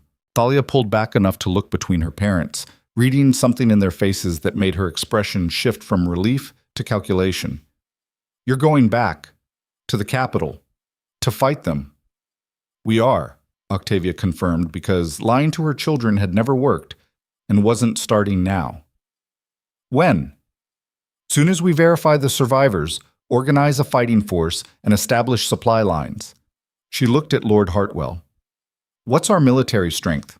23 trained guards, 15 nobles with combat experience, 8 civilians who've proven capable in the fighting so far. He gestured at the maps Talia and Kael had been studying. "Against an enemy of unknown number who could be anyone, anywhere. We have the acid compound. We have verification protocols. We have motivation." Lionel moved to the table, studying the maps with the tactical mind that had won border wars before shapeshifters made warfare personal. "The capital is compromised, but not every city is. We send messengers to loyal houses, ones we can verify through family history and private information. Build a coalition. That takes time. Then we take time. We don't rush into the capital and die heroically. We plan, prepare, and strike when we're ready. His finger traced routes on the map. The eastern cities first, Westport, Ashford, the coastal settlements. Places far enough from the capital that infiltration was harder. We verify their leadership, explain the threat, request troops and supplies. Ashford, Octavia said, the name pulling focus. That's where we lived. Where I raised Thalia and Kael. People there know me, trust me, or did, before I revealed myself as fugitive royalty. Then we start there. You make contact, use your reputation, convince them this isn't political maneuvering but genuine threat. Lionel looked at her, and in his eyes, she saw partnership reforming, the kind they'd had before shapeshifters tore it apart. Together? Together. The word felt significant, weighted with 7 years of separation, and the possibility that maybe, what had been broken could be rebuilt into something different but equally strong. The next weeks were controlled chaos. They moved the survivor camp twice, staying mobile to avoid shapeshifter attacks, sending scouts to map enemy positions and messenger birds to allied cities. The responses came slowly, skeptically, but they came. Ashford sent 50 soldiers and the town midwife who delivered Octavia's twins, her presence verification that the queen was genuine. Westport contributed supplies and another 30 fighters. Smaller settlements sent what they could, acid compounds, weapons, intelligence about suspicious residents. The coalition grew cautiously, each new arrival verified through extensive questioning, each fighter trained in shapeshifter identification and combat. Octavia and Lionel worked side by side, their partnership rebuilt on foundation of shared purpose rather than romantic love. The love might return eventually, might already be returning in quiet moments when exhaustion made honesty easier. But right now, they had a kingdom to reclaim. Thalia and Kael became unexpected assets, their youth making them non-threatening to soldiers who opened up about suspicions they'd kept quiet. They listened with the focused intensity of children who'd learned that survival meant paying attention, then reported their findings to parents who'd stopped treating them as fragile things needing protection. The guards from the western garrison, Kael reported one night, spreading notes on the command table. 3 of them have stories that don't quite line up. They claim to have served together for 5 years, but their accounts of specific battles differ in ways that suggest memory gaps. Memory manipulation? Lionel asked. Or replacement, Thalia added. We tested them with family questions, names of siblings, childhood homes. 2 passed. 1 failed so badly, he ran before we could detain him. Where's he now? Dead. Tried to take the cook hostage, got dissolved with acid for his trouble. Thalia said it matter-of-factly, her 6-year-old face showing no emotion about watching someone die. We're down to 41 confirmed humans. The casualty reports kept coming. Every verification process uncovered more infiltrators. Every uncovered infiltrator meant more deaths as they fought rather than submit to testing. The coalition was bleeding strength even as it grew, losing people to discovery that they'd been trusting enemies for years. But intelligence was accumulating too. Maps of shapeshifter positions in the capital, patterns of their patrol routes, information about their command structure that suggested they were less unified than they appeared. The creatures were strong, adaptive, dangerous. But they weren't invincible, and they'd made mistakes. The biggest mistake was underestimating Octavia Valcrest. 3 months after the masquerade, the coalition was ready. 200 verified humans, armed with swords and acid, trained in tactics designed specifically for shapeshifter combat. Not enough to overwhelm the capital by force, but enough to strike surgical targets that would destabilize enemy control. They moved at night, small teams infiltrating the city through routes the shapeshifters had overlooked, positioning themselves at key infrastructure points. Octavia led one team, Lionel another, both coordinating through runner signals that couldn't be intercepted. The attack began at dawn, simultaneous strikes on water supplies that had been poisoned with acid compounds, on shapeshifter command posts identified through intelligence gathering, on hybrid breeding facilities that turned Octavia's stomach when she saw what they contained. The fighting was brutal, personal, every corner potentially hiding enemies wearing familiar faces. But the coalition had advantages the shapeshifters hadn't planned for: desperation, fury, and leadership that had survived everything thrown at it and come back harder. Octavia fought through the palace district with Thalia and Kael at her sides, both children armed and dangerous in ways that would haunt her later, but kept them alive now. They cleared rooms methodically, verified survivors, dissolved shapeshifters who failed the tests. The palace itself was a nightmare of corridors where servants she'd known for years revealed themselves as weapons, where paintings hid listening posts, where even furniture couldn't be trusted. She found Elena's children in what had been the royal nursery. The real children this time, not the hybrids. 3 boys whose mother had been murdered and replaced before they were born, who'd been raised by a creature pretending to love them. They were terrified, traumatized, lashing out at anyone who approached. Octavia crouched in the doorway, ignoring the sword one of them held, meeting the eyes of the oldest boy who'd once been Marcus the Hybrid's template. "Your mother is dead," she said quietly. "The real Elena Cortez died 7 years ago. What raised you was something else, something that pretended to be human. But you," she gestured at the 3 boys, "you're real, you're human, and you deserve better than what you've been given." "How do we know you're real?" the oldest asked, voice shaking. "How do we know you're not another one of them?" "You don't. Not for certain. But I'm asking you to trust anyway, because the alternative is dying in this nursery when the shapeshifters realize their breeding program is compromised." She extended her hand, palm up, offering choice rather than command. "Come with me. Let us verify you're human. If you are, you're under my protection. If you're not, then you'll kill us like you killed the others," the middle boy finished. Yes, the honesty hung in the air, brutal and necessary. The boys looked at each other, some wordless communication passing between them. Then the oldest lowered his sword and took Octavia's hand. "We're human. We have to be. We remember things that happened before the attack, before everything changed. That has to mean something." "It means everything," Octavia said, pulling him close, gathering the other 2 boys with the same protective instinct she used with her own children. "It means you survived despite them. Now let's make sure you keep surviving." She evacuated them through secured corridors, handed them to trusted guards who would run verification while she continued clearing the palace. Room by room, corridor by corridor, the coalition retook territory that had been stolen, dissolved shapeshifters faster than they could regroup, broke their command structure through relentless pressure. The throne room was the final stand. Octavia and Lionel converged on it from opposite directions, their teams having cleared their assigned sections, both arriving to find 30 shapeshifters in defensive formation around the dual thrones that had once belonged to them. The creatures stood there wearing faces Octavia recognized. Courtiers who'd whispered about her, servants who'd pitied her, guards who'd served loyally right up until they revealed themselves as infiltrators. They held weapons, an asset of their own, stolen from fallen coalition members, prepared for final confrontation. "This changes nothing," one of them said, its voice that distinctive layered quality. "You can kill us all, reclaim your palace, convince yourselves you've won, but we're everywhere. In every city, every house, every level of your precious society. Cut off one head, 10 more remain." "Then we'll kill those too," Octavia said, her voice carrying across marble that had once echoed with her coronation vows. "However long it takes, however many we have to eliminate, we'll hunt every last one of you down and make sure you can't hurt anyone else." Brave words? Can you follow through? Can you actually commit genocide against creatures whose only crime is being born different?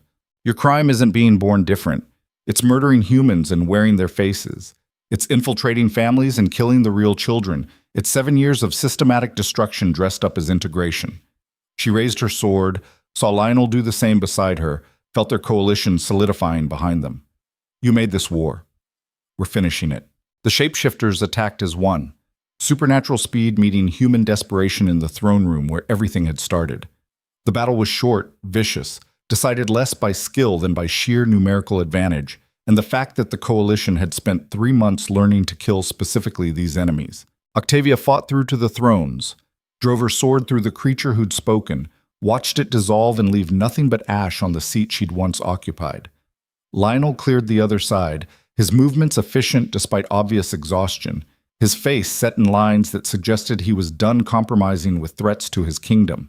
When the last shapeshifter fell, when the throne room held only humans, verified, tested, confirmed, Octavia finally let herself collapse. She sat on the steps of the dais, her back against stone, and felt 7 years of rage bleed out into something approaching peace. Lionel sat beside her, close enough that their shoulders touched, both of them staring at the carnage they'd created in service of survival. "Is it over?" he asked quietly. "The battle is. The war continues until we've cleared every city, verified every person, made absolutely certain there are no more of them hiding in plain sight." She turned to look at him, saw exhaustion and grief and determination in equal measure. "Could take years, decades maybe." "Will you stay? For the duration?" The question she'd been avoiding finally asked directly, demanding answers she wasn't sure she had. Octavia looked around the throne room, at the palace that had been her prison and her home, at the crown she'd abandoned and reclaimed, at the man beside her who'd been stolen and returned. "I'll stay," she said finally. "Not because I have to, not because duty demands it or the kingdom needs me, but because I choose to, because these are my people, my children's birthright, my responsibility to protect." "And us?" Lionel's hand found hers, careful, tentative. "Is there an us to rebuild, or did the shapeshifters destroy that too completely?" She looked at their joined hands, at the scars both carried, at the 7 years that stood between who they'd been and who they'd become. "I don't know. What we had before is gone. What we might build now would be different, complicated, built on foundation of trauma rather than romance." "Is that enough?" "It's honest. That might be better than what we had before, pretty lies that couldn't survive actual testing." She squeezed his hand, felt him squeeze back. "We start over. No assumptions, no expectations, just two people trying to rebuild a kingdom, and maybe, if we're lucky, rebuild something personal too." "I can work with that." Thalia and Kael found them there, sitting on the dais steps covered in blood and ash, holding hands like teenagers figuring out courtship for the first time. The twins looked between their parents with expressions too knowing for their age. "So," Thalia said, practical as always, "does this mean we're staying, living here permanently?" "If you want to," Octavia replied. "We can build a life here, reclaim what was stolen, or we can return to Ashford, to the cottage, to the life we had before. Your choice." The twins looked at each other, that wordless communication that came from being raised in exile as a unit. Then Kael spoke, his voice quiet, but certain. "We stay. This is where we're from, where we belong. Running worked once. Staying works better now. Even though it's dangerous, even though there are still shapeshifters out there." "Everywhere is dangerous, Mother. You taught us that." Thalia moved to sit beside Octavia, claiming space on the dais like she had every right to be there. "At least here, we know what we're fighting for." Kael joined them, completing the family tableau on the throne room steps. "And we're good at fighting." Octavia laughed despite everything, the sound raw and exhausted, but genuine. "You're 6 years old. You shouldn't be good at fighting." "Should and aren't the same thing. We work with what we have." The cleanup took months. Every person in the capital underwent verification, extensive questioning designed to catch shapeshifters no matter how well they'd integrated. They found 47 more infiltrators, dissolved them with acid, and documented their positions to understand the scope of infiltration. The network was extensive but not unlimited. The shapeshifters had focused on key positions, government, military, noble houses, rather than saturating the entire population. It made them dangerous but not omnipresent, beatable through sustained effort and paranoid diligence. Octavia established new protocols: regular verification for anyone in power, childhood memories and family histories documented and checked, consequences for anyone who failed testing. It was invasive, uncomfortable, the kind of security state she'd once have opposed.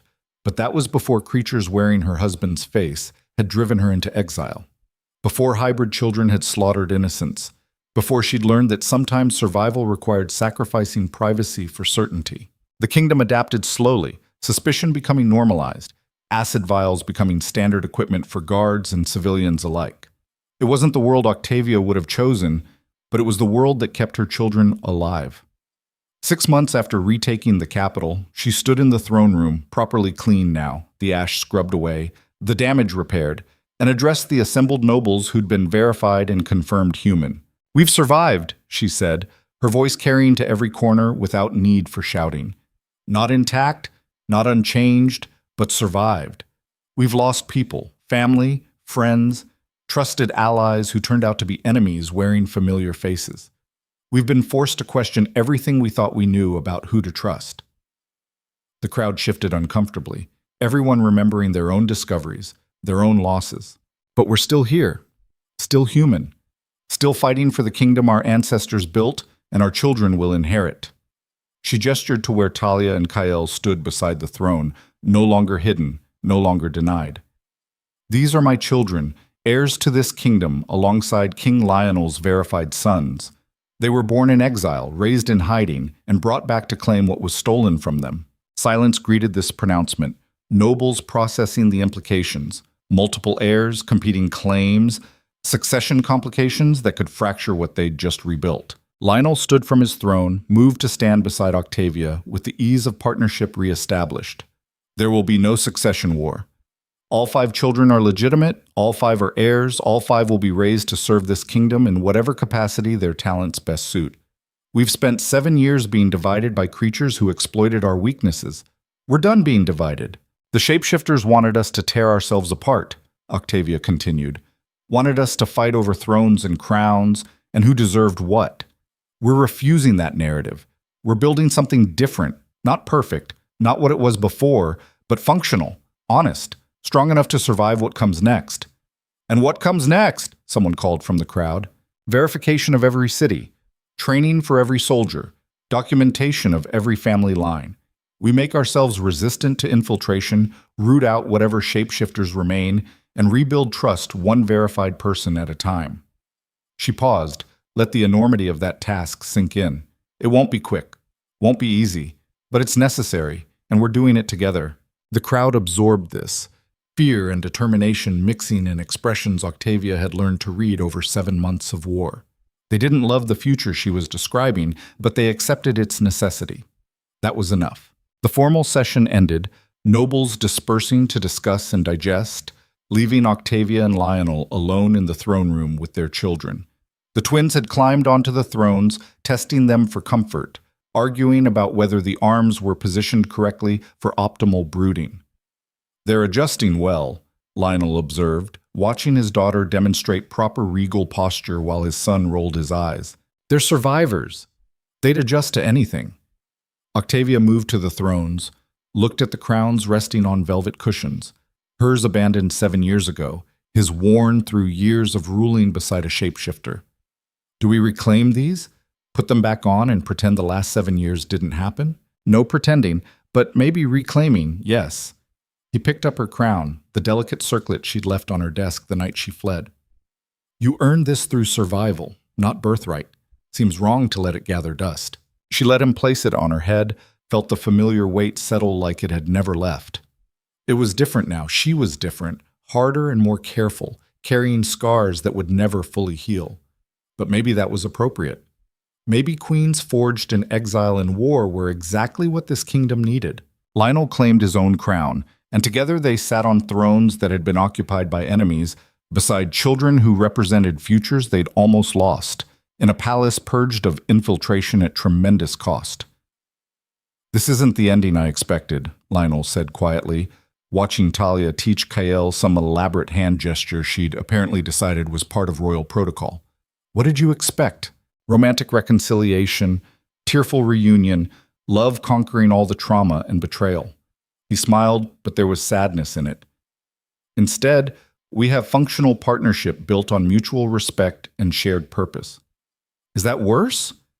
No, just different, maybe more honest than what we had before. His hand found hers between the thrones, their fingers interlacing with practiced ease. Maybe better, given everything. Octavia squeezed his hand, watching their children, all 5 of them now, the twins and Elena's boys learning to coexist under supervision that would probably be necessary for years. We build forward, not back. Acknowledge what was stolen, what was lost, what broke, and can't be fully repaired. Then we build something new on those foundations. Something stronger, something real. The sun was setting through the throne room windows, painting everything in shades of amber and gold. Outside, the capital city was rebuilding, verification checkpoints established, acid dispensaries opening, life adapting to new realities. Inside, 5 children were learning to share a kingdom while 2 broken rulers tried to remember how to trust each other. It wasn't perfect, wasn't what anyone would have chosen if given options, but it was survival transformed into structure, trauma processed into strength, betrayal acknowledged, and slowly, painfully, forgiven. Thalia looked up from her impromptu lesson and caught her mother's eye. "Are you staying this time? For real?" "For real," Octavia confirmed.